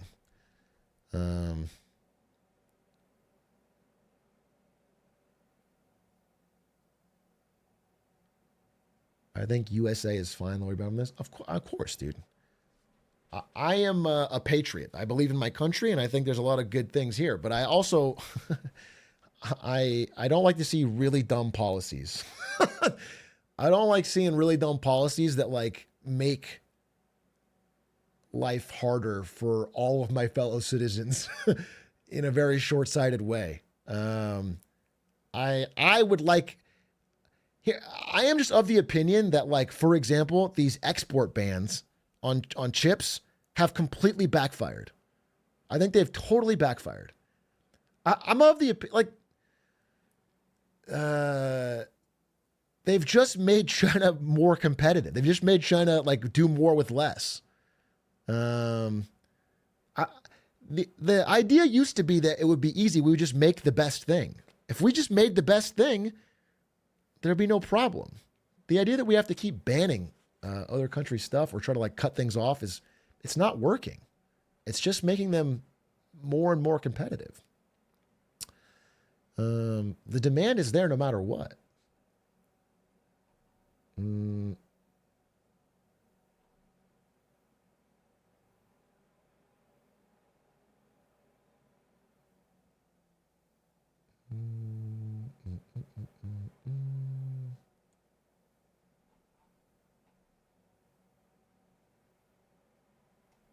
you think the fallout would have happened if they didn't release the model openly? By releasing it openly, it's also verifiably better. No. The big thing is that it's open source. Because when it's open source, like anyone can download it and run it. It's just like, holy shit. How are we going to make money on our expensive closed source version? That's the scary part. That's like, how am I going to fucking make money? If there's an open source competitor, everyone like open source also like gets rid of the biggest concern, which is like, hey, I don't want to send all my data to China. Like I want to make sure that if I'm a company, right, I don't want to use it. Well, a company can just download it and run their own local version. It runs well. People are running it on MacBooks.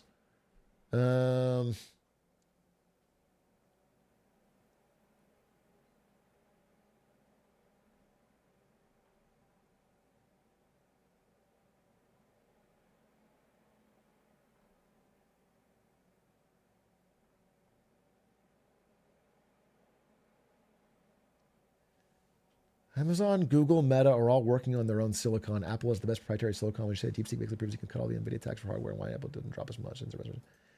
I mean, yeah, it's funny. Apple didn't drop as much as their tech companies because they've been so behind on AI. Everyone was like, oh, this is actually good for them.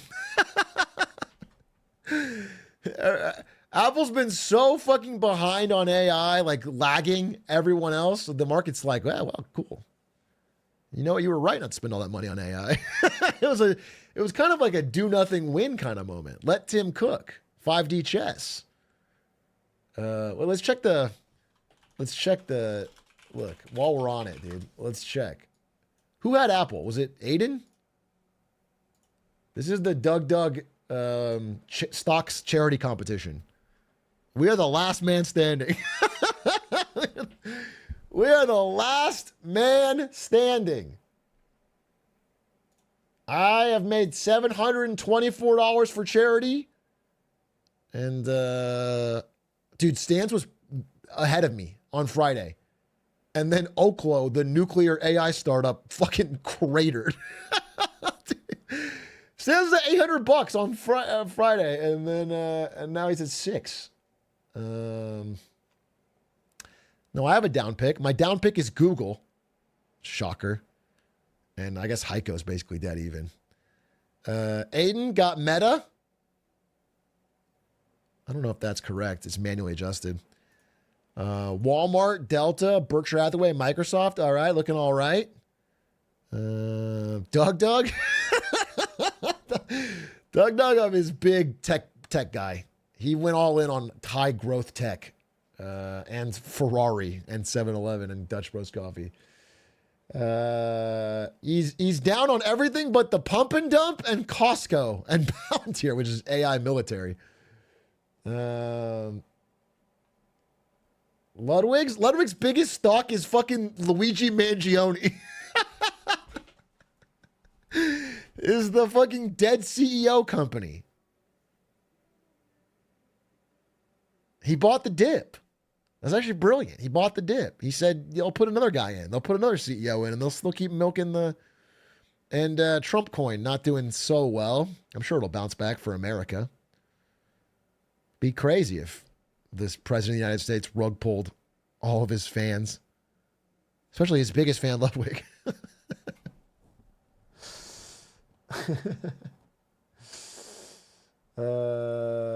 And then Stan's still doing good, but I guess, oh, it's Vistra. Vistra killed him. Yikes. Anyway, we'll see. Obviously, it's a year-long thing. Checking stocks day to day is one of the dumbest things you can do with your time, by the way. Every like mid-20s guy goes through this, so I'm not going to stop you, but like I've been through it. It's the biggest waste of time. It totally just burns your cycles for no reason. You end up gambling. There's just, if you're ever doing a thing where you're checking stocks daily and you're so stupid. But I can tell you that all I want, and you won't learn until you like lose some money and realize how stupid it is. So, Godspeed. And I usually don't do it, but I've been checking it because of this fun competition. But it's not going to matter for a year. I'm sure anything can happen. Yesterday, Oklo was the best stock in this whole thing, and now it's not doing so well, so we'll see.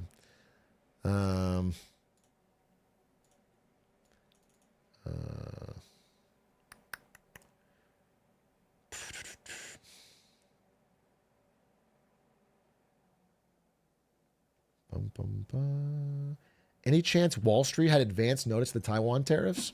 I don't think so. I mean, maybe. Someone always knows, right? But this crash today was I think from DeepSeek. It just took time for people to digest it. People had to digest the news. And also there's a little bit of panic. The news hits, people panic, people freak out. They hear a news story, they sell. Someone sells, so the down goes down, so you sell more. It's just a little panic. It's like people, it's word of mouth. No one's checking on the latest updates from, Chinese LLM startups. So when it launched, no one cared. But then it like hits the tech guys first, and they're like, oh, this is kind of good. Then it hits some normies, and then it hits top of the app store, and then people start asking questions, and then news articles are like, wait a minute, this is fucking good, and it's cheap, it's free.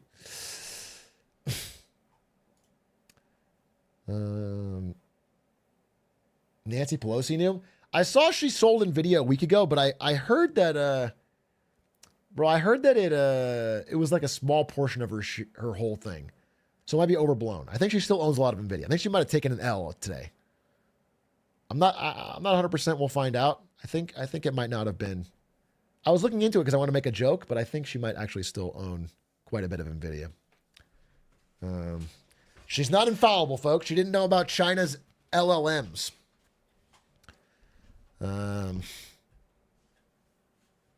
She's not. People think insider trading means she's an oracle. She doesn't have perfect knowledge of the future. She doesn't know everything that's gonna. She just sometimes gets insider information and trades off that. I think she's taken many L's. She just overall, as her stock market portfolio has done incredible.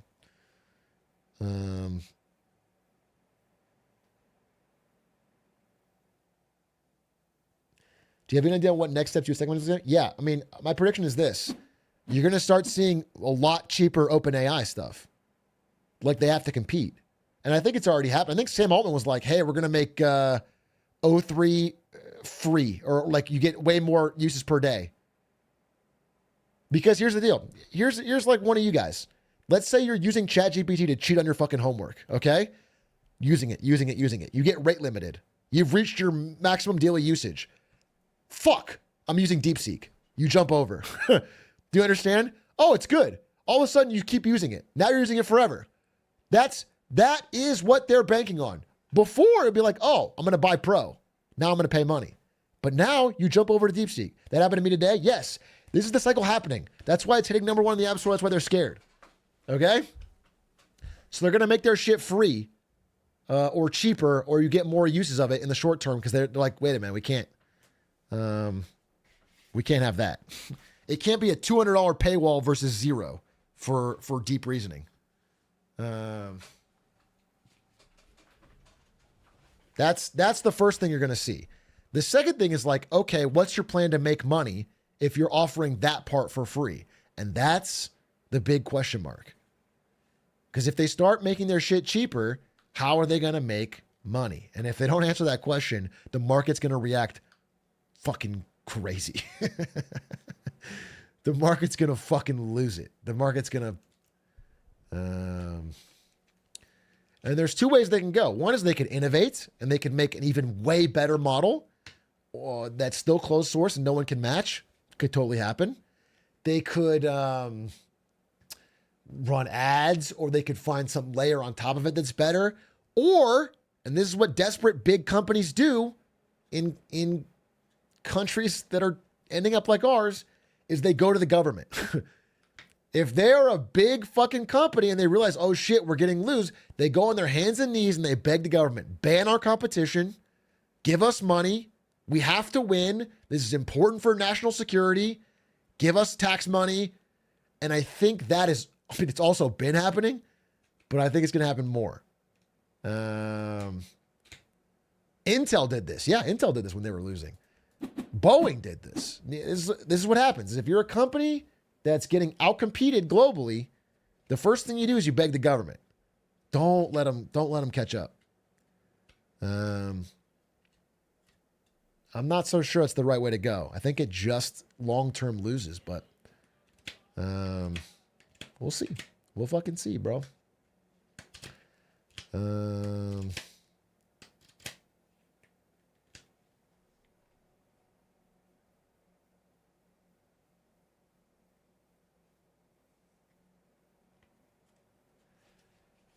Are you sure that them innovating even matters? Because what they have is already good enough for 90% of the consumers. I think people say that about every technological thing. My phone's already 99% good enough. I don't need a new phone. My dumb phone's already good. Why do I need a smartphone? The internet's already whatever. I don't need this. And it doesn't work like that. People want the new stuff. They want the best stuff. They want the good stuff. If it's significantly better, it'll get more people. The problem is if it's close. If it's like basically the same, and it's free. And people are going to use it more and more. People are already using AI way more, this year than they did 2 years ago. Way more. 2 years from now, they'll use it way more. It's not like a usage problem. It's the problem is who gets the money when they use it, or how money is made. And it's seeming more likely that the people that make money will be like the layer on top. It'll be like this one. Sorry, 1 second. The middle layer. The way websites were for the internet. It's seeming more like the advantage isn't like the guy that has 1 million servers. It's the guy that can make some reason for you to pay money and use the wrapper, use the ChatGPT. That is one of the, like, this might get commodified. The idea, this layer. Not 100% certain, but everyone thought all the money was here, so we don't know.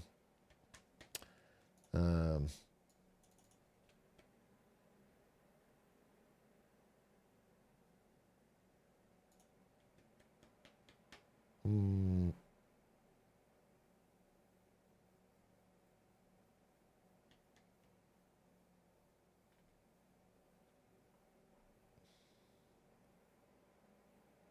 prefer locally run LLMs and AI to be able to tell me to do illegal shit.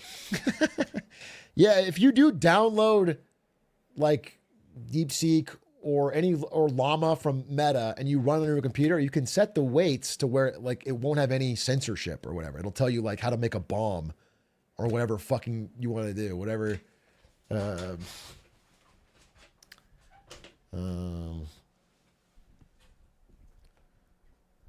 Or if you're on Grok, they just do that already. I think. I think Grok just does that anyway.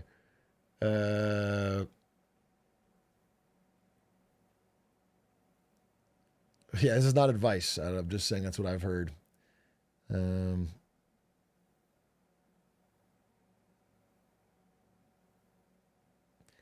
hear a lot about the power issues of AI and they're managing restaurant personal laptops. Is the model more efficient? Yeah, this model is way more efficient. You can run DeepSeek R1 on a laptop. It's not like the ultimate, 32-bit, what is it? 32 something billion parameters, 30 billion parameter per version. It's like 8 billion. You can use 8 billion on your fucking laptop, but it's still, for 99% of things you use it for, great. Like for coding or whatever, it's great. You can get it working on your laptop.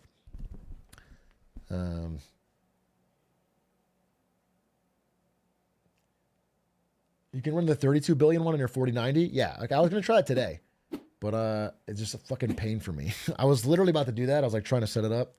Then I figured, fuck it, I need to finish some slides.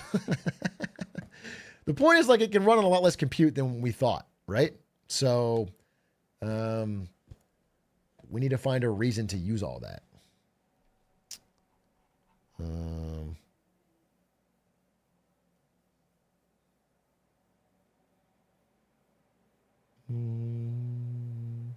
Do you see an NVIDIA competitor in the near future?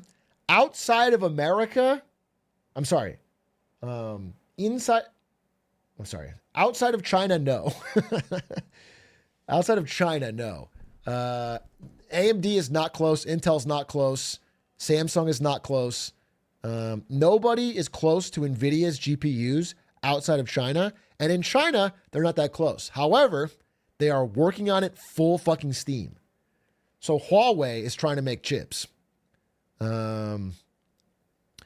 And if they ever get to the point where China can make equivalent H100s or whatever the next, that's going to be disastrous for NVIDIA. Because right now they're the only game in town. They have 90% market share. If China can make those chips, they will flood. Same with solar panels, same with EV, same with everything. Once China starts making it, they make so many of it, it floods the market. It drives the cost down to zero. It would destroy NVIDIA. I mean, not destroy, but it would like drastically hurt NVIDIA if Huawei could make inference chips, GPUs at the same level. SMIC, yeah.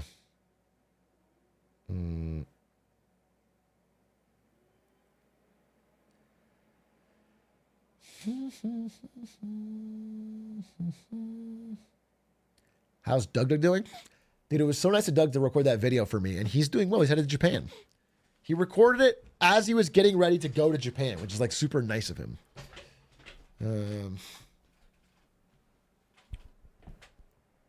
Yeah, tight. What other news is there? Fucking crazy stuff today, man. I don't want to talk only about DeepseekAI.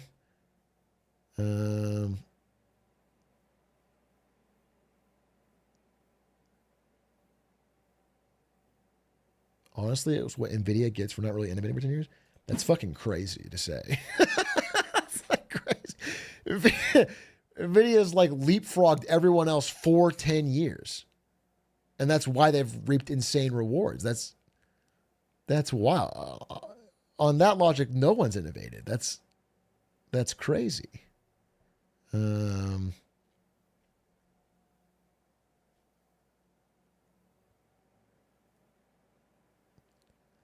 Yeah, Intel hasn't innovated for 10 years.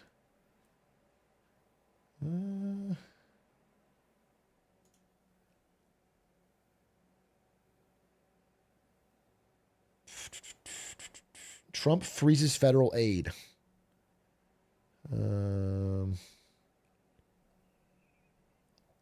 All federal aid? Did it include Ukraine? I didn't understand that. I was trying to figure out. Did it cut Ukraine? Or did they carve out a separate exception for Ukraine? Ukraine aid cut. Let's find out. Damn, he did. We've suspended U.S. military aid to Ukraine. They better get that deal done. That's usually you should do the aid until you get the deal so that Ukraine's in the strongest negotiating position. If you cut the aid and then try to negotiate a deal, Ukraine's in a weaker position.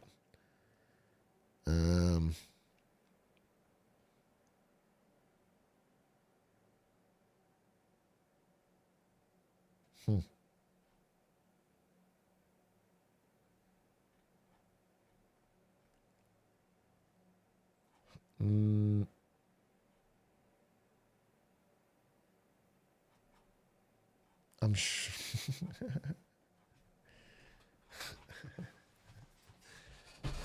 Are you keeping up with the bad debts and weak outlook for banks in India?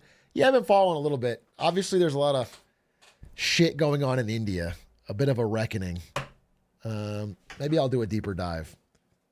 Yeah, I've seen the headlines. I have to dive deeper. What good news? What about fun news? There's been, dude, I had so much stuff I want to talk about. Let me pull my shit. I made this all about DeepSeek because it's the big deal. Oh, okay. Here's a random piece of good gaming news. Why not? Fuck it. Let's talk about gaming for a second. So we were there. I was a streamer, just barely had started. A streamer when Cyberpunk 2077 first launched. And I played it on launch day.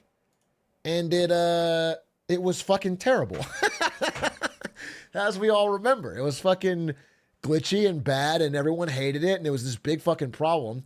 Well, as of, I believe yesterday, they hit this crazy fucking milestone where they've updated the game so fucking much and they've improved it so much that it finally hit overwhelmingly positive on 12,000 plus reviews on Steam. That's an incredible turnaround because you need 95% positive to get that. That's like really hard to get. People have to fucking love it. So I think that's a W, man. That's just awesome. I didn't expect this, by the way. This is something I didn't predict. I think I recall saying I think I was like, man, they're probably not gonna keep throwing good money after bad, but they did. That's fucking cool. Makes me want to play it, dude. Makes me want to play it actually, because I only played it for like a day when it came out. I really do want. I think I might do a big playthrough. Maybe we'll just do like Wednesdays or like Cyberpunk Wednesdays or something. That'd be fun. I think I'd really like to just get all the updates and some mods and play the definitive version. Because I wanted to love it when it came out, but it wasn't ready. Anyway, super cool for them. I think that's fucking awesome. That's dope to see.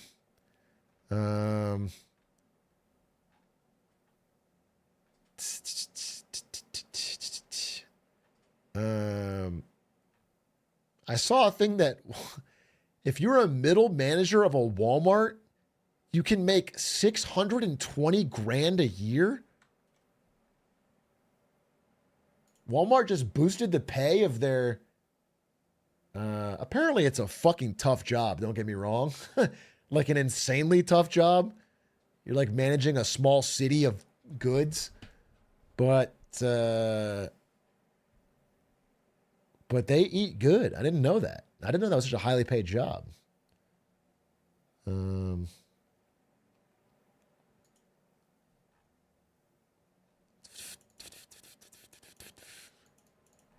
What manager is it? It's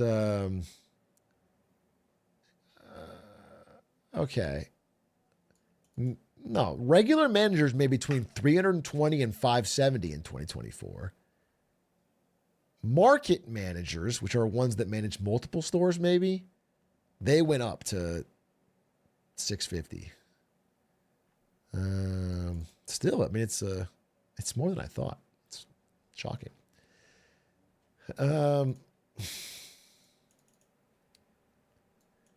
We can also watch, we should watch there's a great fire ship video.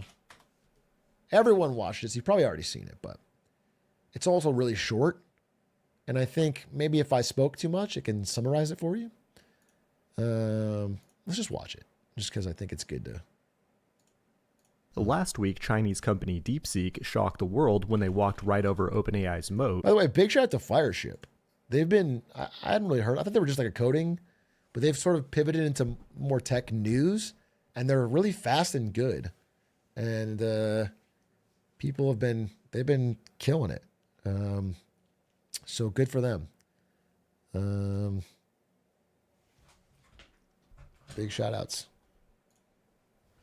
By releasing the open source R1 model. Not only does it beat their $200 O1 reasoning model, but it also beats Claude Sonnet and Gemini. It wins on key benchmarks, but more importantly, it passes my vibe test, along with many others on the internet, as long as you don't ask it what happened on April 15th, 1989. R1 even wins at math, which is crazy considering OpenAI had the answers in advance. Over the last few days, normies have been learning about R1, and it went viral to become the #1 app in America. This is a big problem for big tech, because in order for the grift to keep on grifting, artificial intelligence needs to be hard and take thousands of GPUs to pull off. But DeepSeek R1 cost less than $10 million and was actually the side project of a hedge fund where their only goal is to create long-term social value. Wall Street is terrified, and Nvidia stock is in for a bloodbath today. Nvidia has been the primary beneficiary of the AI boom, but the whole bubble just got one-shotted by a brutal reality check. In today's video, we'll find out how DeepSeek just changed the course of history. It is January 27th, 2025, and you're watching the Code Report. Big tech is literally shaking right now. Sam Altman coped with a dramatic tweet. A revolution can neither be made nor stopped. The only thing So I didn't include this. This is fucking crazy. Sam Altman just keeps tweeting, bro. Quit tweeting.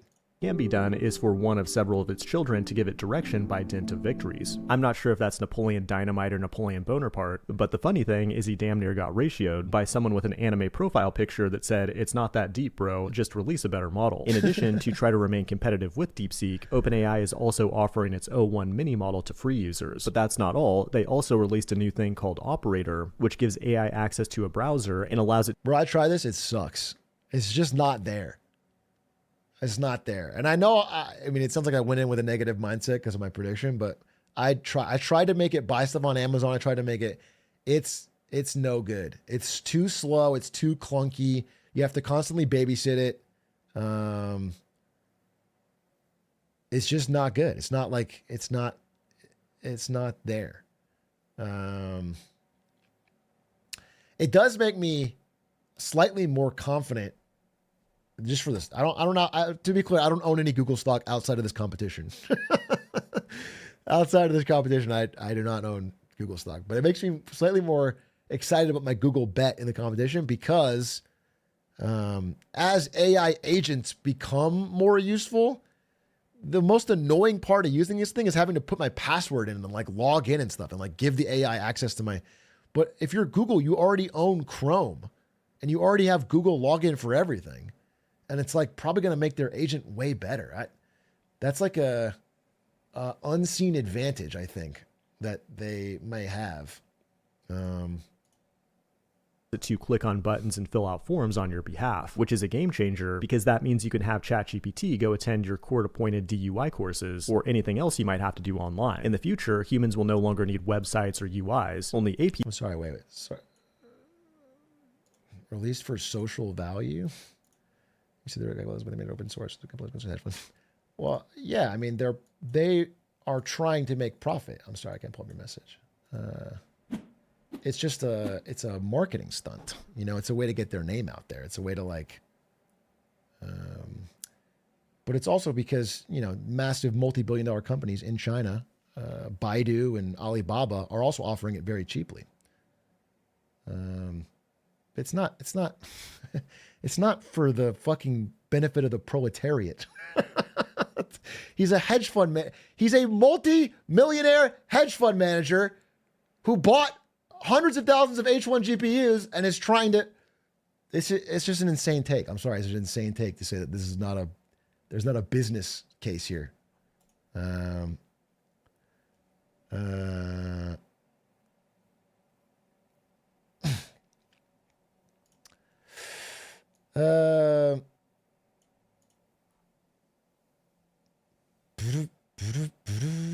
No, I'm talking to a question, not the video. The video's fine. AIs that can interact with the AIs. Operator is currently only available to people on the $200 plan, and overall it gets pretty mixed reviews. That's cool and all, but the Chinese are really crushing it right now. DeepSeek is one thing, but they also released this thing called Hunyuan 3D, which can generate 3D meshes and textures, and that's huge for people like me who have spent years failing to get good at Blender. But the crazy thing about DeepSeek is that it was— Dude, as a person who's famously terrible at Blender, there's a 6 million view video about how bad at Blender I am on Isto's channel. It is sad that the fucking Chinese AI is going to make a better cyber gun than me. How fucked up is that? I invented the cyber gun with my human blood, sweat, and tears. You can't match that level of craftsmanship.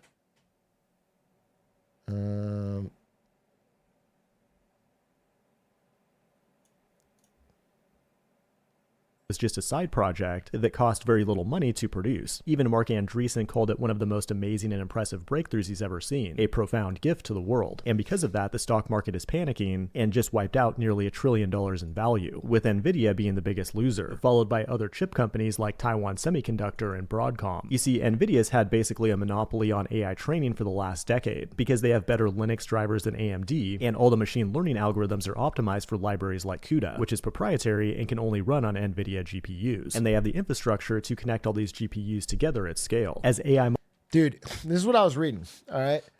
It was from an AI researcher who at a smaller startup company, and he was explaining that, like, in America, if your code is bad and it's not optimized and you're running something on PyTorch on an NVIDIA GPU, what you do is you just buy more GPUs.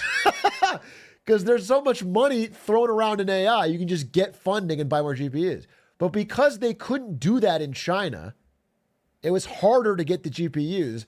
They had to make the code more efficient. They had to find a way to use less.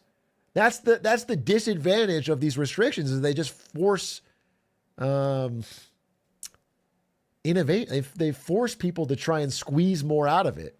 Yeah, the necessity is the mother of invention. If you don't have these restrictions, they'll just go on buying American NVIDIA GPUs the same way America does. I just think that shit backfires. I don't think it works the way people— it's all like an economic kink in the hose. It's like price controls. It's all like a way to, like, short term do something, but it builds this pressure up that has disastrous effects later. On NVIDIA GPUs, and they have the infrastructure to connect all these GPUs together at scale. As AI models get bigger and more popular, so do the profits of NVIDIA. No, it's not like edging. No, librarian, it's not like edging. Okay? No.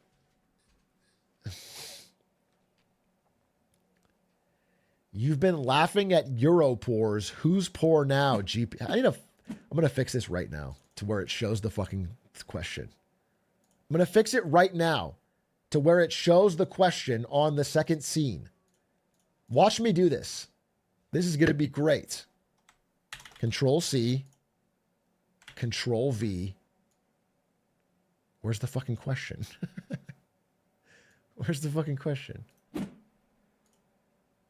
Oh, wait. It's almost there. Get fucked. He's a genius. I could honestly, I think, yeah, Chinese engineers are good. Yeah, OpenAI engineers are good. Maybe I can fucking throw my hat in the ring. Okay? Make the Atrioc LLM.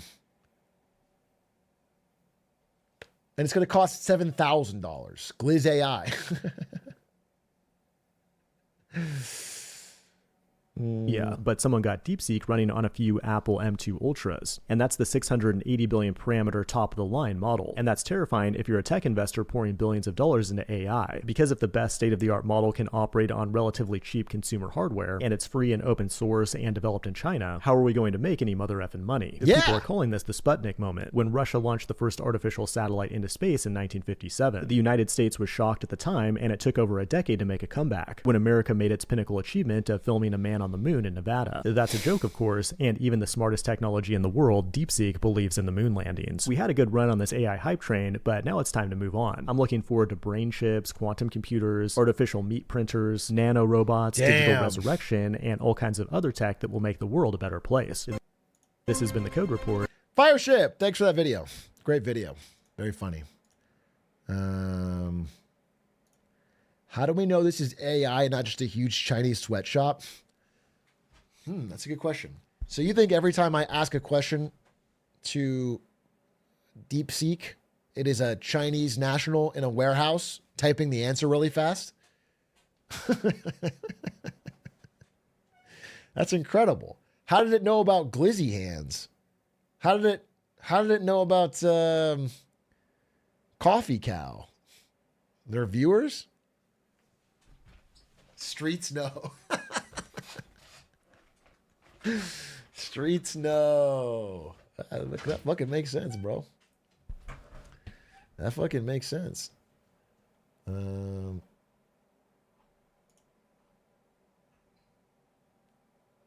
I can't. The Onion can see this. What's this?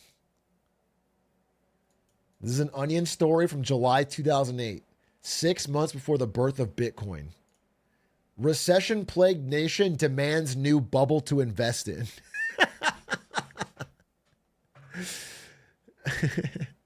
What America needs right now is not more talk and a long-term strategy, but a concrete way to create more imaginary wealth in the very immediate future. We are in a crisis, and that crisis demands an unviable short-term solution. Dude, the fucking greatest Onion article, the most prophetic Onion article I've ever read.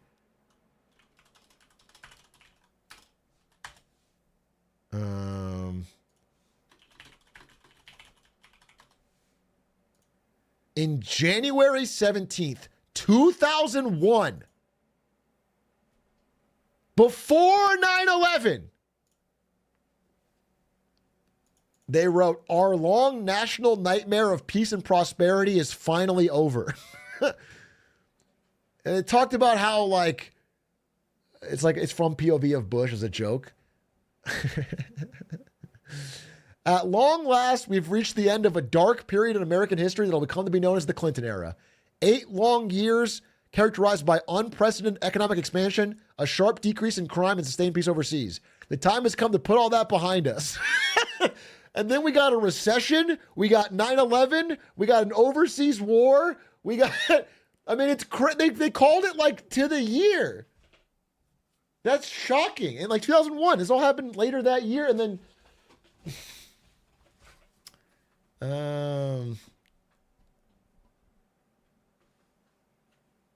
that's wild.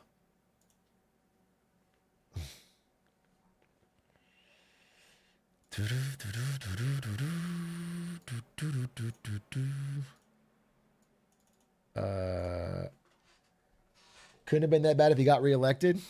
Bro, you don't understand how good his fucking drive was. I feel like Gen Z don't understand how much aura Bush had. He dodged the shoe. He was funny, dude. You don't understand. This guy had fucking aura. He threw the pitch.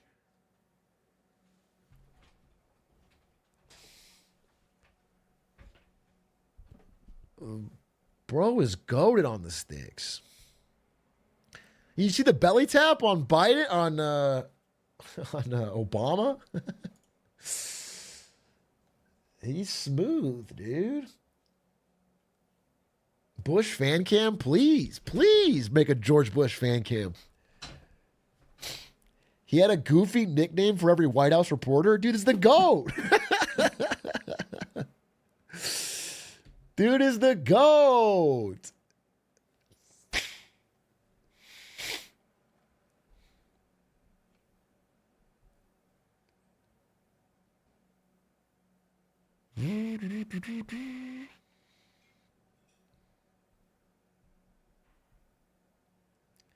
And John Kerry didn't. Yeah, dude, John Kerry got called a flip-flopper, got owned. Could he throw himself down a flight of stairs? I don't think he could. That's a Trudeau special. That's a fucking Trudeau special. Are you going to watch the new anime that's basically House? There's an anime that's basically House? Combines my two favorite things. Anime and making fun of House. Everyone was like, is he serious? He said, sorry. Now I feel bad. Now I feel bad. Great. Now you made me mad because you couldn't pick up my sarcasm, and now you made me feel bad because I'm yelling at you in the year of kindness. Great. Thanks a lot. I'm fucked now. It's ruined. Can we watch Columbine? We can watch House tonight, maybe. That could be a fun idea. A little House MD. Oh. Sarcastic laugh on a soundboard.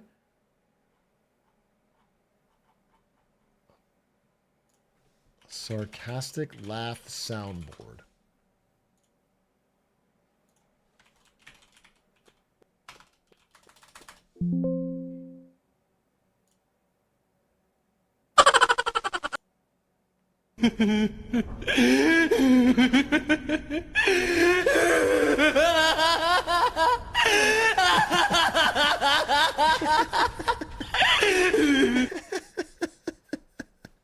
How is that sarcastic? Okay, I gotta be honest with you. I don't think that's gonna Wiz Khalifa laugh. Okay, next time being sarcastic, I can just put the Wiz Khalifa laugh. Yeah, and then you know I'm being sarcastic. It's actually fucking pretty based. It's actually pretty fire.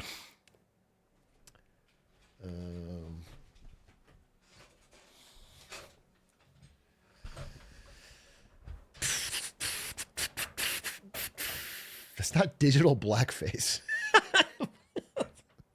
Please don't invent a new way to cancel me. Digital blackface because you play a soundboard of Wiz Khalifa. You're right, guys. It's digital blackface. Sarcastic. Sarcastic. I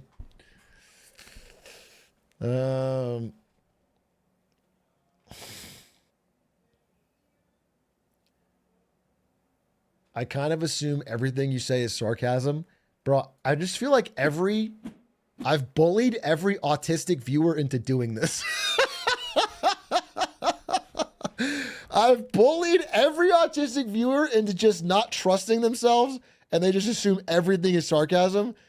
Because they post about it on Reddit. They're like, I just don't know, but I don't want to. But it's frustrating to me because it's like, from my POV, I am being comically obvious. So I just feel like either media literacy is dead or there's nothing I can do. There's like nothing I can't lay it on thicker without ruining the joke. Add a laugh? I do. I laugh at my own joke every fucking time. I'm doing it right now. Where are you gonna add a fucking laugh? You'll be it's absurd, dude. It's absurd. It's absurd. It's fucking absurd. It's absurd, dude. There's no getting around it. It's not fair to me. I have the hardest job. It's not fair to me.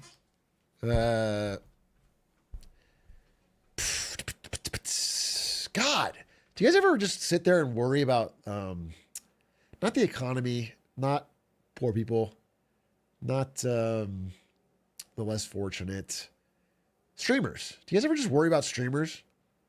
Do you guys ever just like, man, I just hope they're okay. God, I hope they're doing all right in these tough times. All the time? Maybe that's not enough. Maybe it should be more than all the time. I just feel like they have the roughest. It's just like the hardest fucking job in the world. And I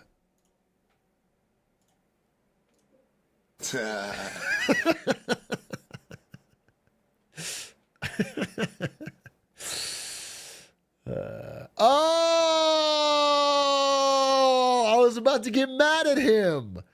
I was about to write a strongly worded Reddit post that actually streamers have it relatively easy. But now I realize that he was doing a little bit of sarcasm. He was doing a bit of joke. Got me again.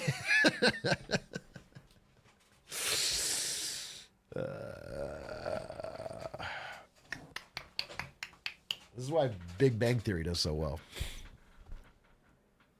This is why Big Bang Theory does so damn well. What else? What else is going on in the world? Is there any? We need more good news, bro. There's good news happening. By God. By Jove.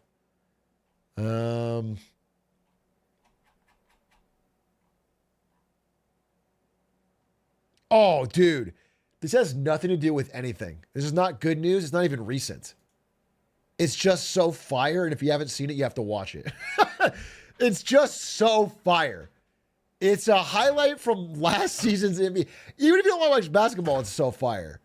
They should run this as the ad for the NBA nonstop. Exactly. If you haven't seen this clip, they should run this clip as the only ad. This no notes, no voiceover. This should be the commercial.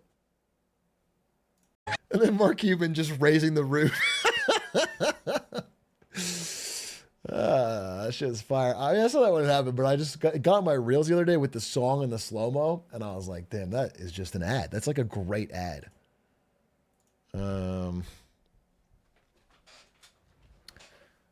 Breaking news since you went live. Whoa. What's breaking news since you went live?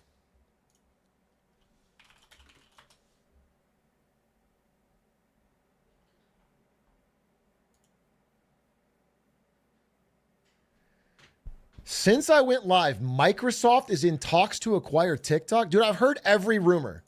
I've heard Oracle. I've heard Mr. Wonderful from Shark Tank. I've heard Mr. Beast is in talks to acquire it. I heard fucking Facebook. I heard a lot of people. I wish it would be Haley Welch. And it becomes Tic-Tua. If it was Tic-Tua owned by Haley Welch, that might fucking save America. That might be something the Chinese can't match. But this isn't, I mean, unless Trump tweeted something that it was going to happen. But I don't trust Culture Crave, you know? So I got nothing.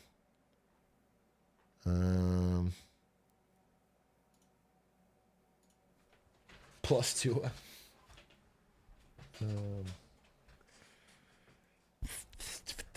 We got to talk about Cuba because this is crazy. All right, what happened with Cuba? I think this is like Trump wanted to deport some people to Cuba. No, Colombia. You said Cuba, it's Colombia. And then Colombia said no, and then Trump threatened tariffs, and then they did. Which, to his credit, is the use of tariffs that doesn't require you to actually tariff, which is good. But, you know, it is 110 people. What's the follow-up?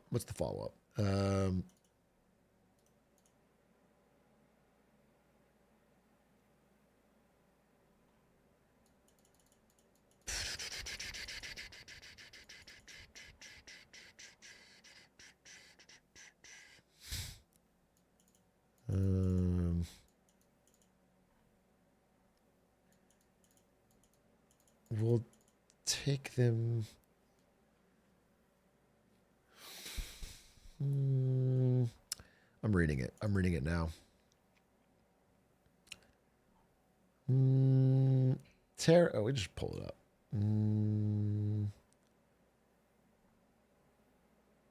They're going to have a high-level diplomatic meeting in a few days. Colombia would accept repatriates, transported back with dignity. He'll send his presidential plane to retrieve those. Okay. I mean, sure. Yeah, it's fine. Unless the tariff comes in. So is there actually going to be a tariff? I can't. They'd agreed. They've agreed. Yeah. Okay. No tariff. That's good.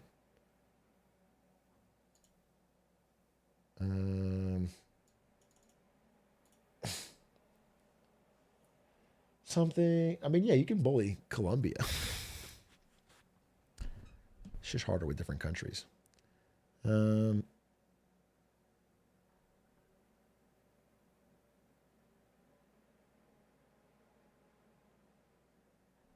you think something to add to the MMUT was this?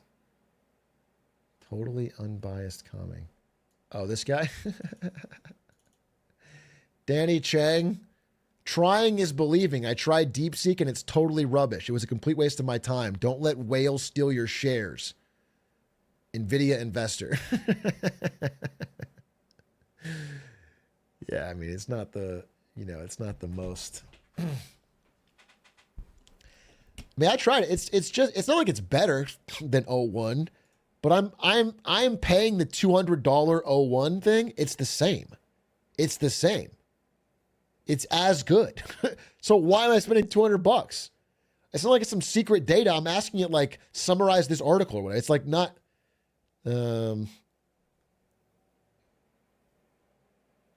It's just not because it's made in the USA. Oh, my phone is dead. I can't even fucking pull it up.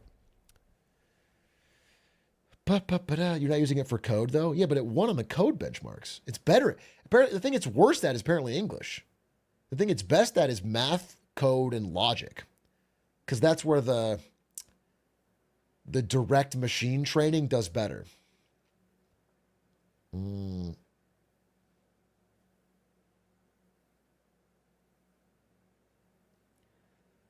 then, yeah, the way it shows you its thought process was really helpful when prompting. Because I could be like, no, you're thinking about this wrong. Like, do it differently. So I just don't know. I don't see why. Like, there certainly is not from a user perspective, a big, like a cost difference. A reason to cost more, I think.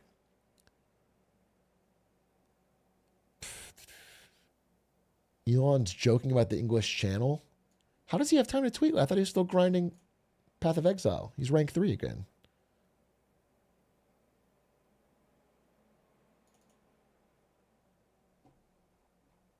He wants to rename the water between England and France the George Washington Channel. This got 451,000 likes. What?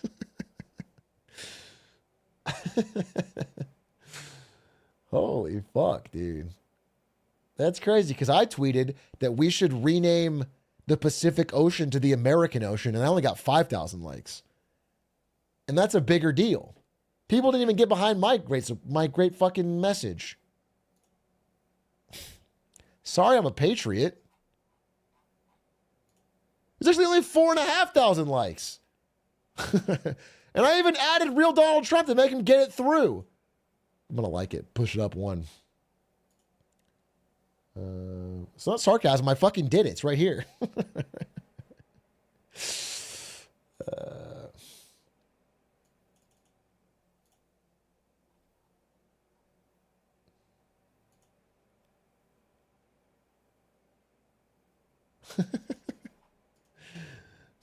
Reported for stealing Elon's joke. First of all, he's not joking, and I'm not joking.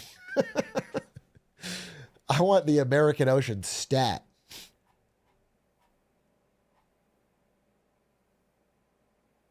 Oh, I saw this deal. Dude, we talked about the car market. We interviewed that car dealership guy, and he was saying all these cars that aren't selling. We watched that video of the trucks that weren't selling. Bro, y'all, the car market is officially out of control. We have a Chrysler. They're selling buy one, get ones. It's like, if you buy this 2023 Jeep Grand Wagoneer, they just give you another car with it. It's not the same car. It's like a $30,000 car, and this is a $115,000 car, but it's like, they're trying to move shit off the lot, dude. Dodge, Jeep, and Ram dealership offering a buy one, get one free when you purchase a brand new 2023 Jeep Grand Wagoneer at MSRP. They will give you for free a new 2025 Jeep Compass Sport. Here's the catch. The 2023 Grand Wagoneer has an MSRP of $115,000, and then the Jeep Compass is a new 2025, so 2 model years ahead of the new 2023 Grand Wagoneer. That Jeep Compass is probably worth like 35 grand. That Grand Wagoneer deserves a discount of at least $35,000 if you were going to purchase it. And just to give you some context here, the 2023s, 2024s, and 2025 Jeep Grand Wagoneers are not selling. I used CarEdge.com, and you can see this dealer's had this one for 336 days. So yeah, are you pulling the trigger on the buy one, get one? I don't know why he's laying it out. But this shit's not selling, bro. This shit's not selling. Houses aren't selling either.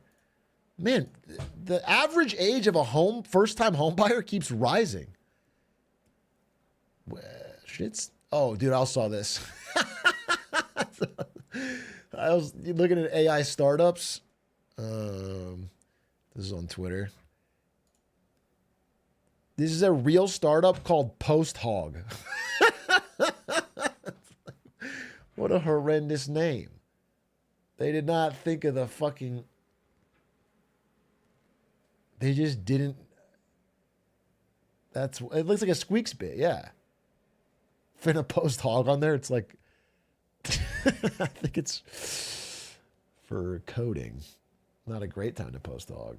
They definitely know why they did that. I don't think so. I don't think so. I mean, they have like a fucking... I don't think they were like, man, everyone's going to compare our name to posting their genitalia, and that's going to really be a great viral marketing.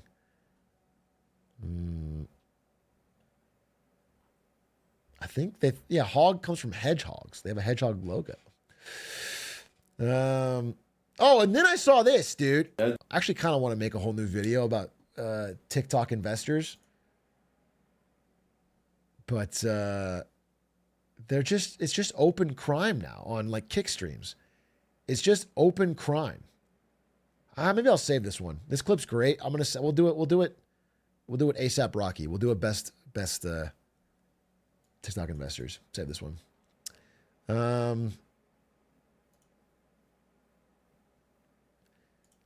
don't have a wins and fails this week, so I'm just kind of like showing you some articles in my notes. There was one that said, according to Stanford University, 9.5% of engineers are ghosts, which means they do absolutely zero work. Some of them with multiple jobs. They literally don't work. They just show up to a few meetings. They are often double employed. They contribute nothing. They write no code. Essentially nothing. That's fucking wild. Met a few of those. I can't. That's great. This is proven false by who? Who proved this Stanford study false? Was it a similarly conducted study? Or was it a tweet you saw from someone who has a bias? And then you read the headline and you're like, well, I'm good. There's nothing to think about here. Because I think a lot of you do that. A lot of you say something's proven false, and then I find out that you just saw like a headline or a tweet and you didn't look into it at all, and you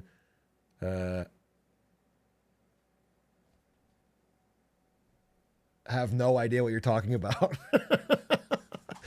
This is kind of true of like almost everything. I am one of those, no shame. Well, there's at least one then. If it's false, the real number is definitely higher. I mean, I know some people. I don't know if they're still working multiple. I actually don't think they are. I think the game might be up. But in like 21, 22, I know some people who are working multiple. I think especially if you removed the ability to use ChatGPT or Copilot, the number of engineers capable of contributing, it's fucking goose egg, bro. It's fucking 15%.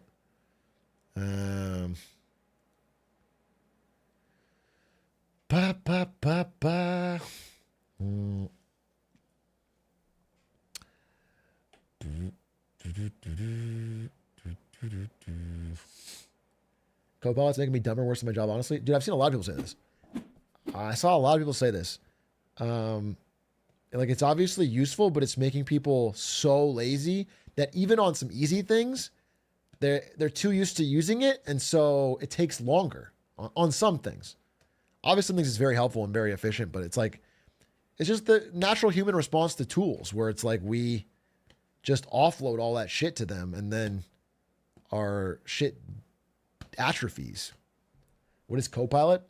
It's like a tool to help you write code with AI.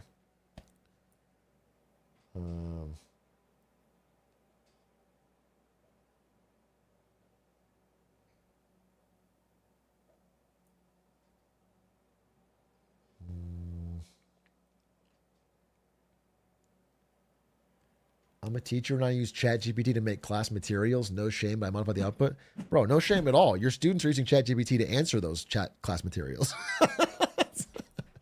I don't blame you for using ChatGPT to make them. They're all using it to cheat on them. Imagine being you and you slave over some fucking prompt or study guide or whatever, and they just feed it into ChatGPT.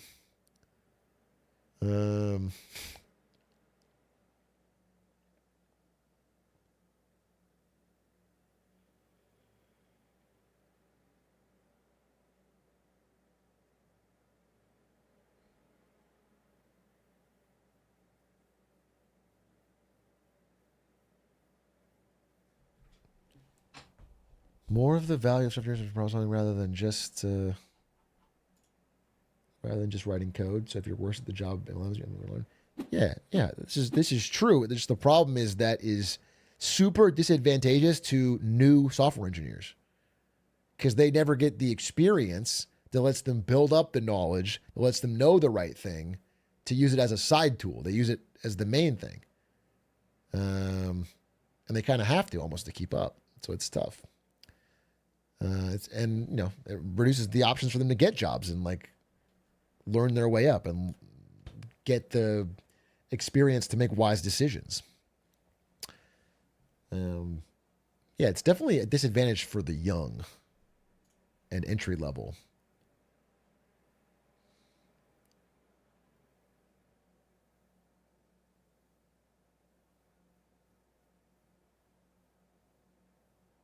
We won't need jobs if we get an AGI utopia. Fucking true. Fucking true, dude. I hope so. He's spitting. He's fucking spitting.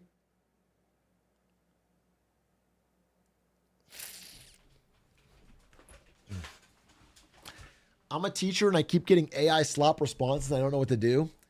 Dude, I've been told you I've been reading Our Teachers. I don't know. They're just, every teacher around the country is furious about this. They don't know what to do. They don't know what to do. It's like, it's changing the whole fucking idea of how school is run.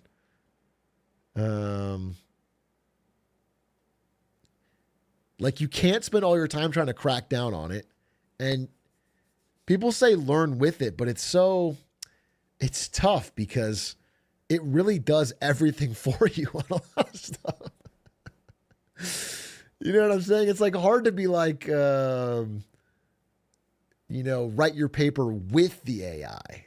Like you're making changes because nobody really, it's like 99% the AI. And then it's not like a calculator. People use that example. It's not really like that. It removes you from having to have the stress in your brain when you think.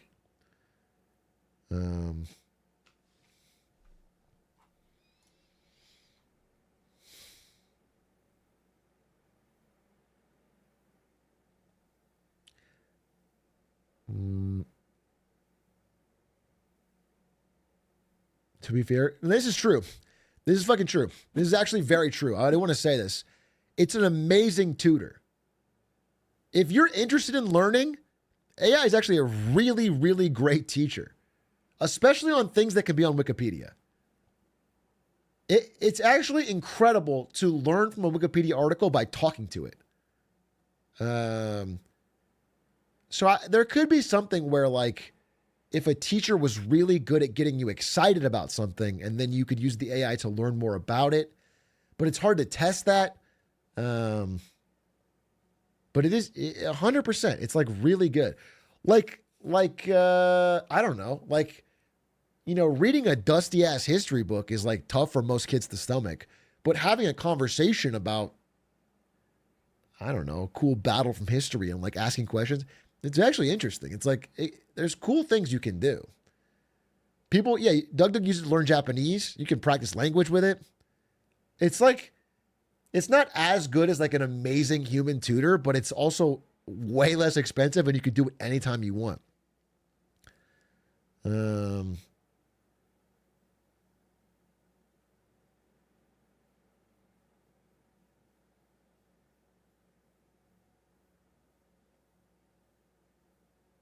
It's very patient. Yeah, it's very patient. That's true. That's the thing. A lot of people are like scared to ask questions of teachers because they don't want to seem stupid. They're scared to like, I don't know, stand out in class. They're scared to, but with like an AI tutor, you can like ask your dumbest fucking question. Or if you're in my Twitch chat, because nobody holds back here, you can ask whatever the dumbest fucking question is, and then I'll answer it. But unlike the AI, I'll kind of make fun of you sometimes. But the AI will generally be like, wow, good question. Here's why.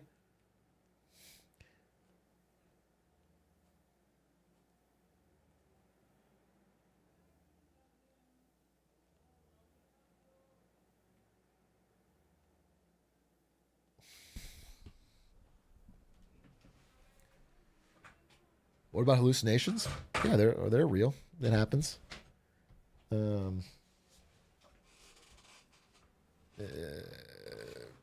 Perfect is the enemy of good, though. It's like decently useful, so people will use it. And it's the thing is, it's just way cheaper and more efficient. That's why people use it.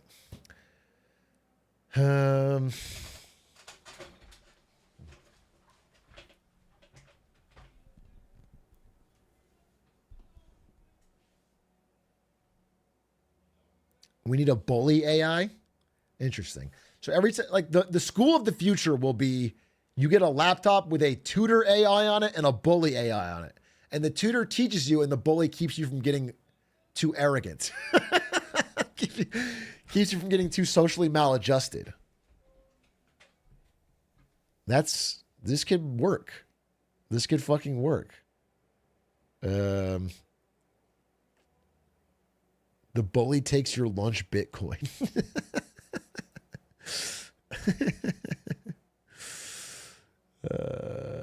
That's funny. I'm running DeepSeek local on my PC. It's pretty good, not gonna lie. Yeah, dude. That's the fucking crazy thing. People are just trying it. You know, it's not like all just buzzwords and talk. That's why this is such a big deal. People are trying like, hey, this is pretty good. It's like, damn, this is free? Damn, this is pretty good. Like that's far scarier than any like ideal. People are finding use cases. That's how long till they ban it? It's a possibility. The problem is only US can ban it in the US. And so, you know, for ChatGPT to make real money, they have to be they can't just be the biggest AI provider in America.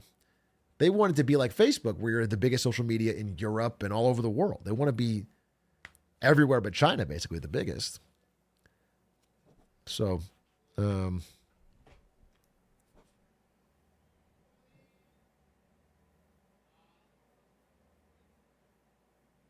yeah, and it's open source. Someone could just make an American clone too. Yeah, exactly. Yeah, exactly. But I mean, obviously, like all things, it'll be dated soon. There'll be something better from OpenAI, better than DeepSeek. It's just the scary part is like, okay, what if it gets matched again for free? That's you know what I'm saying? You got to think a little, uh-oh, what the fuck? We just spent a lot of money on this new one.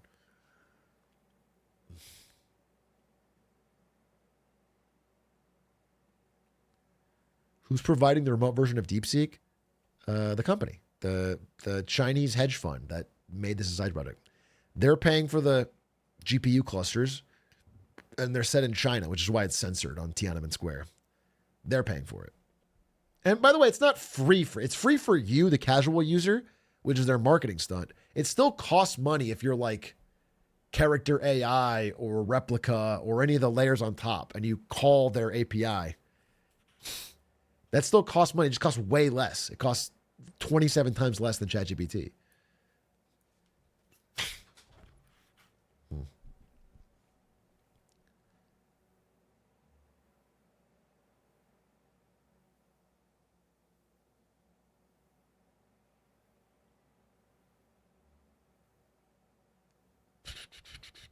It is fucking dope that every single AI stock basically tanked except for Nancy Pelosi, Tempest AI. Yes, sir. Atrioc still on top of the competition. No movement down for Tempest AI. Nancy knew what she was doing. She stays winning. As do I, by following in her humble teachings. What does Tempest AI even do? It's like a healthcare AI app. It's supposed to help with diagnosis. It's basically House MD. It's an AI version of House MD.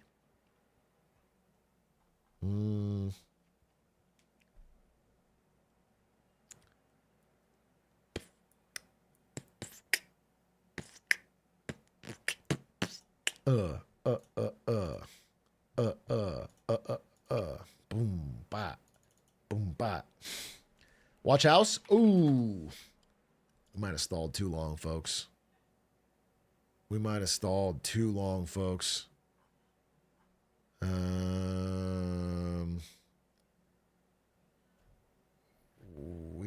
We could watch something, but not a house. Why am I saying fuck you? Bro, I got guests. I got guests over. We got people here. Let's watch something interesting. Okay? Something dope. Dude, have you guys ever seen Geohistory? My God, this is not interesting to you maybe, but these are great. Do you ever just want to learn like some fucking shit about the world quickly?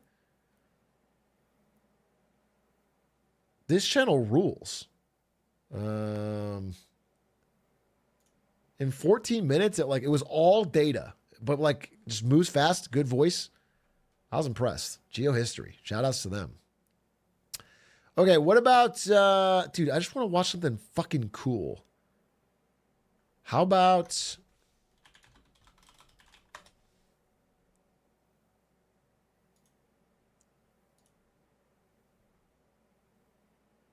oh, Trump Greenland. Is it possible? Dude, you guys, okay. So I was reading this, the fucking FT. So that's the news. I knew I had some news. Dude, Trump got on a call with the fucking leader of Denmark and basically said, no, for real, we're taking Greenland. He said like, I mean, it's not like, and then the guy, the premier of Denmark was like, is this a joke? Are we joking? Or like, what do you mean? And he's like, no, 100%. It's happening. We're fucking doing it. So there's a video, 500,000 views, about whether or not it's possible or what's going on. And I want to watch it. I haven't watched this yet. President Trump has re-expressed his desire to take Greenland, this time refusing to rule out the possibility of using military or economic coercion to achieve his goals. Yeah, he's not ruling out military, dude. I mean, like Denmark is in NATO, so this could theoretically be a war.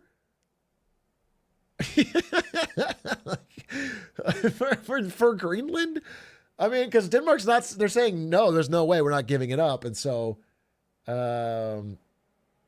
it's wild. But like I said, this is like, I mean, this is quicker than I thought this prediction would come true. He's being so sincere that we are going to take Greenland. I'm not joking. Gonna look fucking good on my 2026 recap, which is more important than the country. Do you know what I'm saying? It's like when you're watching a sports team and you bet against your favorite team, so either way you're happy. It's like it's more important for me to be right than it is for the country to do well.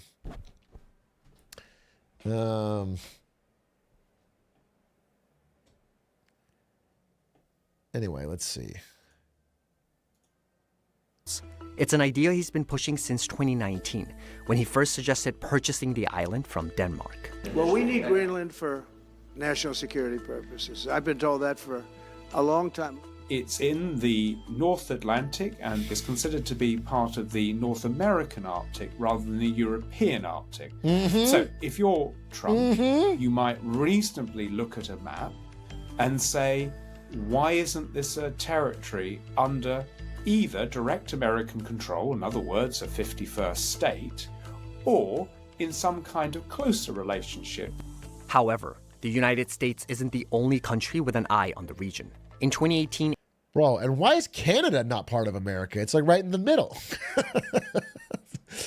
What if all this was America? Now, that's a good idea. Now we're spitting. Now we're cooking. Just get it on the way. We'll just stop in Canada, take that over, leave the French part separate. Yuck. Gross. Freedom fries. And then Greenland. a Chinese state-owned company bid roughly $550 million to expand 2 airports in Greenland. But efforts from the Pentagon forced it to back out. Meanwhile, Russia has been reopening old Soviet military bases across the Arctic since 2015, including Nagurskoye, located just 600 miles off the northern coast of Greenland. So how did this island with a population of just 56... Bro, Russia might have to close all these. They done military spent themselves into a bit of a problem. They're going to have to start cutting the military budget soon. Especially if the fucking war in Ukraine ends. They have to rethink some spending. I wouldn't. The northern coast of Greenland. So how did this island with a population of just... I didn't say fart. Why is everyone saying fart? I didn't say fart. Fart coin? No, I didn't say fart. You didn't pronounce the S and start? What, fart? What am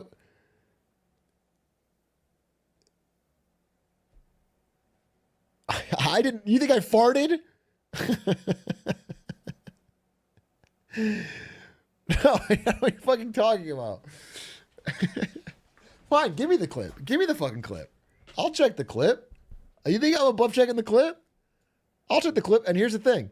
If I did say fart in the clip, I'm going to ban every single one of you. I'm pirate softwaring. I'm going to ban every single one of you that fucking post it. All right? We're going to have a fucking 5,000 person ban. I'm putting you on the list. I don't see a fucking clip, by the way.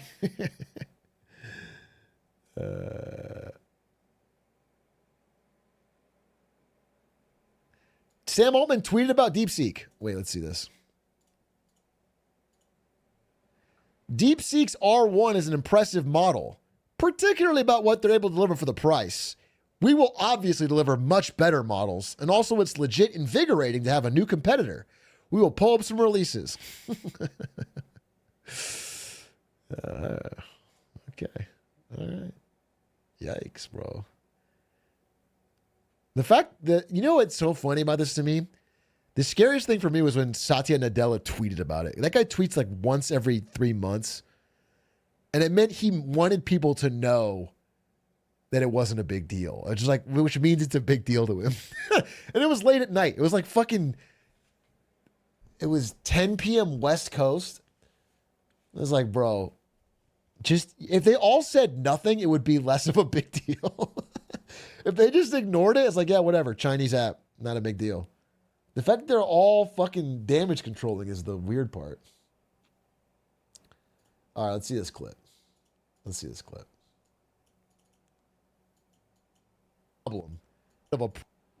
Let's see this clip. Problem. They're going to have to start cutting the military budget soon. Well, you're banned. Well, you're fucking banned. That's for sure. Goodbye, bud. Goodbye, bud. Nice seeing you. Nice knowing you. You're fucking gone. It's scorched earth. Okay, obviously I meant start, though. Obviously I meant start, dude. Everyone knows that. Yeti, get me everyone's home address, please. And list of greatest fears and local hitmen in their areas. Please, Yeti. I'm going to need these quickly. Understood? Again. All right, let's watch this video. Let's watch this fucking video. Greenland. 56,000, and an ice sheet covering about 80% of the territory gained such geopolitical significance? And why is President Trump so eager to acquire it?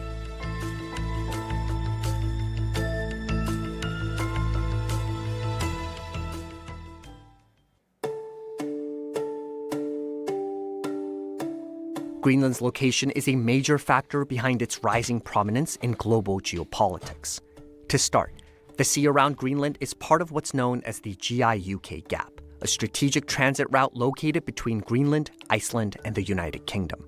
Securing this choke point has been essential in America and NATO's efforts to contain Russia's... This should be good because then we can have missiles pointed at the UK in case they put any more fucking beans on toast. We could literally threaten them constantly to change their diet for the better. That could be fucking... This could actually make the world a better place.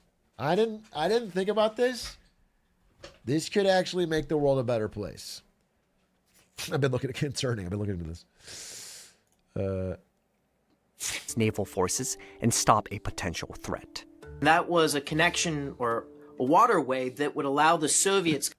British guy in my chat says, "You wish you be farting like us." Damn, you caught me. Jealousy. It's just jealousy. Coming out of their Murmansk bases and naval bases to project naval power into the Atlantic to cut the United States off from its allies in Western Europe during the Cold War. This is still an arena of very active undersea activities. The Russians have been modernizing and continue to put at the forefront of all of their defense dollars, and at least in their Navy, in their nuclear submarine and undersea capabilities. Now the potential of adding in the Chinese Navy is not something to be forgotten. As China and Russia expand their influence in the Arctic, Greenland's location has also become vital to America's ballistic missile warning system. When we were locked in a Cold War with the Soviet Union, the bases in Greenland, which were radar as well as air bases, Thule being the most notable, allowed us to have early warning of a Soviet missile launch or bomber attack against the United States. Today, thanks to a 1951 defense treaty with Denmark, the U.S. still operates one military base in northern Greenland. Oh, perfect. Renamed Bidufik Space. A great place to launch the assault. We already got a base there. Base from Thule Air Base. Now, in the recent past, with China's rise and it tripling the size of its ICBM ballistic missile arsenal, once again, Greenland plays a national defense role because of its geography. And that base is extremely important to the defense of the United States and, quite frankly, of North America, to include Canada. Greenland's location also poses a unique economic opportunity thanks to its proximity to Arctic shipping routes. Shipping over Arctic routes saw a 37% increase between 2013 and... Yeah, I've heard it's partly efficiency and partly because so many routes are opening up as the ice melts. The ice is melting up there and it's making better shipping routes, which is making it more economically valuable to have control. Polar bears better learn to swim, exactly. In 2023. As the Arctic ice flow has changed in the recent past and is projected to continue changing, opening up Arctic shipping routes, you have several lucrative potentials there. For Greenland's role in geography, it's the Northwest Passage that would connect the Pacific all the way over into the North Atlantic. Of course, there's an alternative, which the Chinese and the Russians have been using, the Northern Sea Route. And that's basically the same places on either ends, but just goes along Russia's coastline. In 2018, China also announced its intention to construct a polar Silk Road, linking China and Europe through the Arctic Ocean. All in all, Greenland is almost, if you like, a kind of ground zero for how the Arctic has become more and more geopolitically and strategically significant. Cool. Greenland is also home to a massive deposit of valuable natural resources. Particularly in the central and southern parts of the island, there is considerable potential in things like uranium, iron ore, cobalt, zinc, lithium, even precious stones like... The melting ice is creating a mineral gold rush. That's some, like, don't look up shit. The asteroid's going to have a lot of jobs.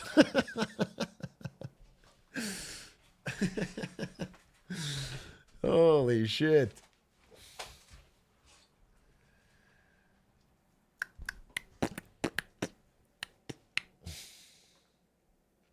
like rubies, for example. And the key area of interest... Who in chat wants to do an expedition to Greenland to find the lost rubies with me? We could make some serious fucking cheese. I think we get together 1,000 or 2,000 Atrioc chatters and we do like a fire festival type thing up there. Just a totally poorly planned excursion, poor supply lines, bad food, bad tents, and we try our best to fucking scavenge all the rubies of fucking Greenland.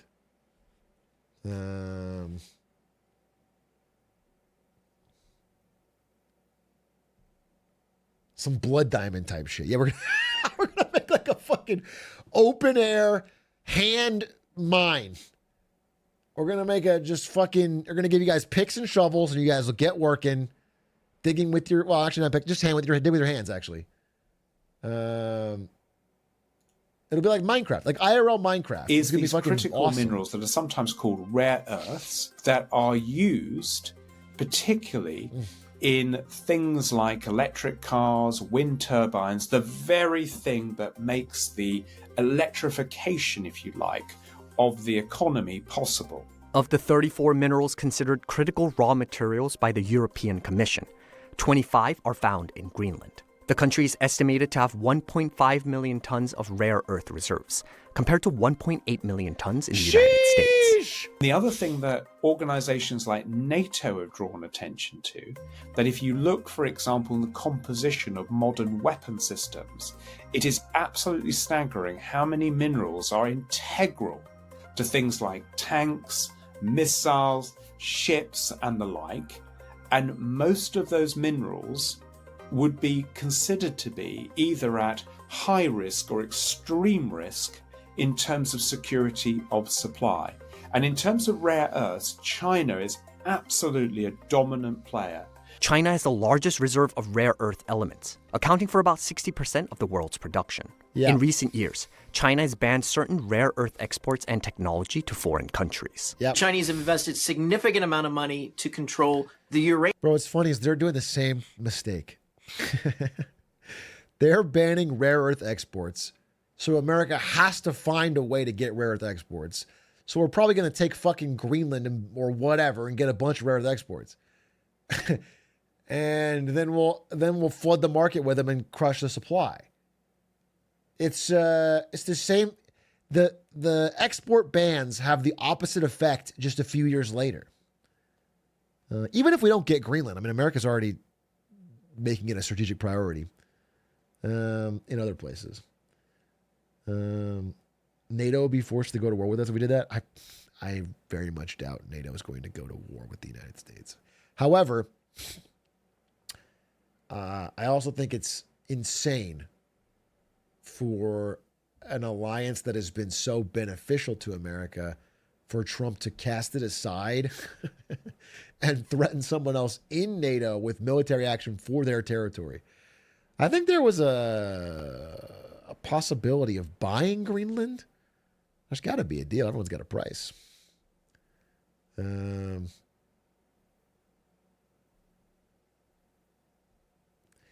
just the U.S. EU barely contributes. Again, that's the very level one thinking on it. That's the very level one. NATO is far more beneficial to America than any other country, which is why they want it to exist and why they contribute the most to it. NATO is basically this security guarantee to Europe that makes them dependent on the U.S. daddy. It is enormous, enormous soft power. Sorry, I'm acting Joe Biden pilled right now, but that is NATO's incredibly good for us. And so it's really short-sighted to be like, yeah, let's throw it away because they're not paying as much into it as we are.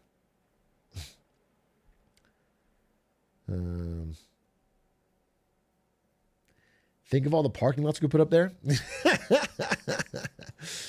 Yeah, the great Greenland Walmart is going to go crazy.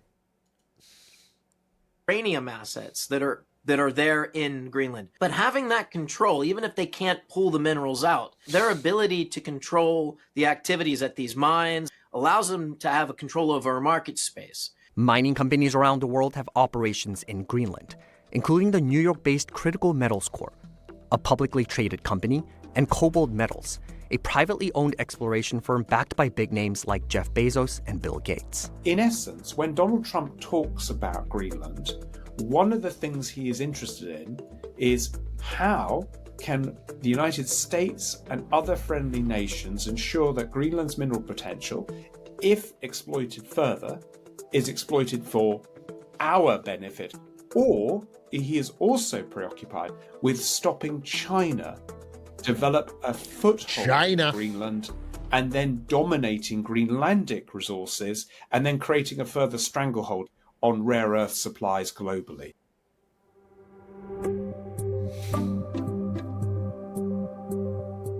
I think it's important for us to say that Greenland is not for sale, never has been for sale, never will be for sale. I think a very unlikely possibility is Greenland becoming a 51st state of the United States, or Greenland joining Alaska and becoming an even larger 50th state. I think that's not likely to come to pass. Bro, I didn't even think about that. Alaska being Greenland and Alaska is crazy. It's like other side of Canada. 5,000 miles apart. Yeah, it's fucking. In January 2025, Greenland's prime minister said he wanted to strengthen defense and mining ties with the U.S., but made it clear it would be on Greenland's terms. There appears to be a growing demand in Greenland of becoming an independent nation state and no longer part of the Danish kingdom.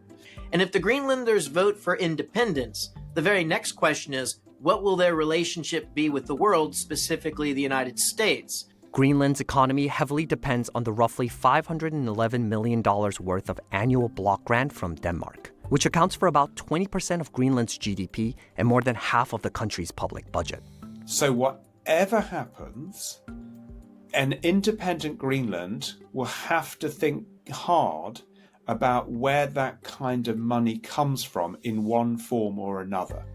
So the options might include, one is an independent Greenland seeks a free association with the United States. Okay. The Compact of Free Association, which the United States has had since 1986, these like the Marshall Islands allow a local autonomy, but with defense and national security obligations, but also assurances by both to the United States at the same time. The European Union could also intervene. The European Union might say to Greenland, can we possibly get you to rejoin the European Union, possibly remaining as a member of the Kingdom of Denmark, but then we will throw additional resource towards you in order to they're the belle of the ball. Ensure a kind of maximum autonomy, but still remain within the Kingdom of Denmark. Ultimately, experts question whether acquiring Greenland is Greenland's the prettiest girl in town. truly in the best interest of the United States. In part, the history of the United States is a history of territorial acquisition and purchasing. And I can well imagine if Trump is seeking to seal his place within US history, then the Greenland purchase, if I can put it like that, would be considered a coup of some proportion. Is it really an imperative that the United States possess Greenland? I would say that's not as clear nor necessary from my calculation. For one, the driving concern here is a national security one. And as long as the base in Thule is allowed to operate and not be encroached by hostile presence, the Chinese economic. Yeah, I mean, again, like Australia is not a fucking American state, but it might as well be because it's got military bases all over it.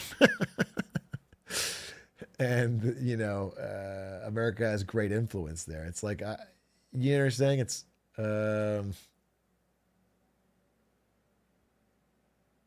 so I think, like, if for whatever reason you can get away to buy it, like a Louisiana Purchase, it actually seems like a W. If you can buy it, if Greenlanders want to be independent, they get out from Denmark, and they can buy it. But if it becomes a thing where he's using military force to conquer territory from a NATO ally, I think that's so dumb. I think that'd be so shoot yourself in the foot to. So we'll see. We'll see how it goes. I heard somebody once say that you could replace Texas with Australia and no one noticed. Was that me? Did I say that recently? That we could cut off Texas, float it out to the sea, and put Australia in? That was pretty wise of me. That was really smart.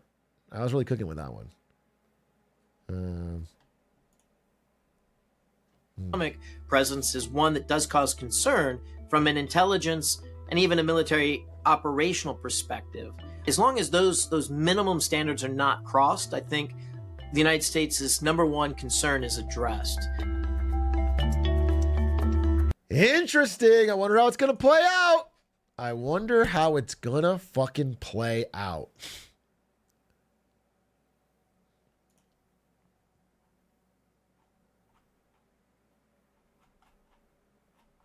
I don't fucking know. You don't fucking know.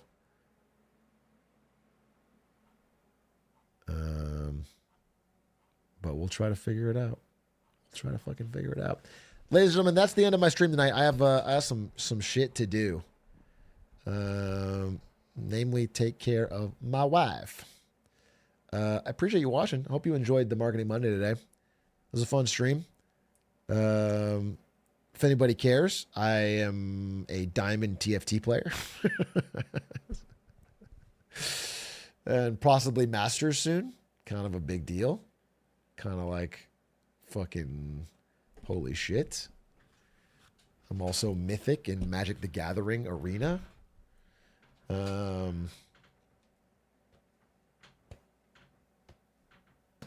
That's it. Hope you enjoy. Who should we raid? Who should we fucking raid? Sounds like an Elon flex. I'm sorry. When I said I was Mythic in Magic the Gathering, I mean I hired a Chinese player to play Magic the Gathering for me and get me to Mythic. We could raid Nandre. What's he doing? Twitch.tv/Nandre. What's your deck? I draft. He's playing Baldur's Gate. No. Yeah. What if we raid? This is going to sound crazy. What if we raid the amazing GOAT of RTS casting, Tasteless TV? Maybe you've heard of Tasteless and Artosis. Maybe you haven't. But they are hilarious. They are great. He's funny. He's Day9's brother. And he's really funny. And he plays old boomer RTS games. And he's playing Command & Conquer right now. He's funny. Ask him to tell some crazy stories about living in Korea, dude. Guys had an insane life. He moved out there with nothing to be an RTS caster and blew up. It's really cool. All right, bye.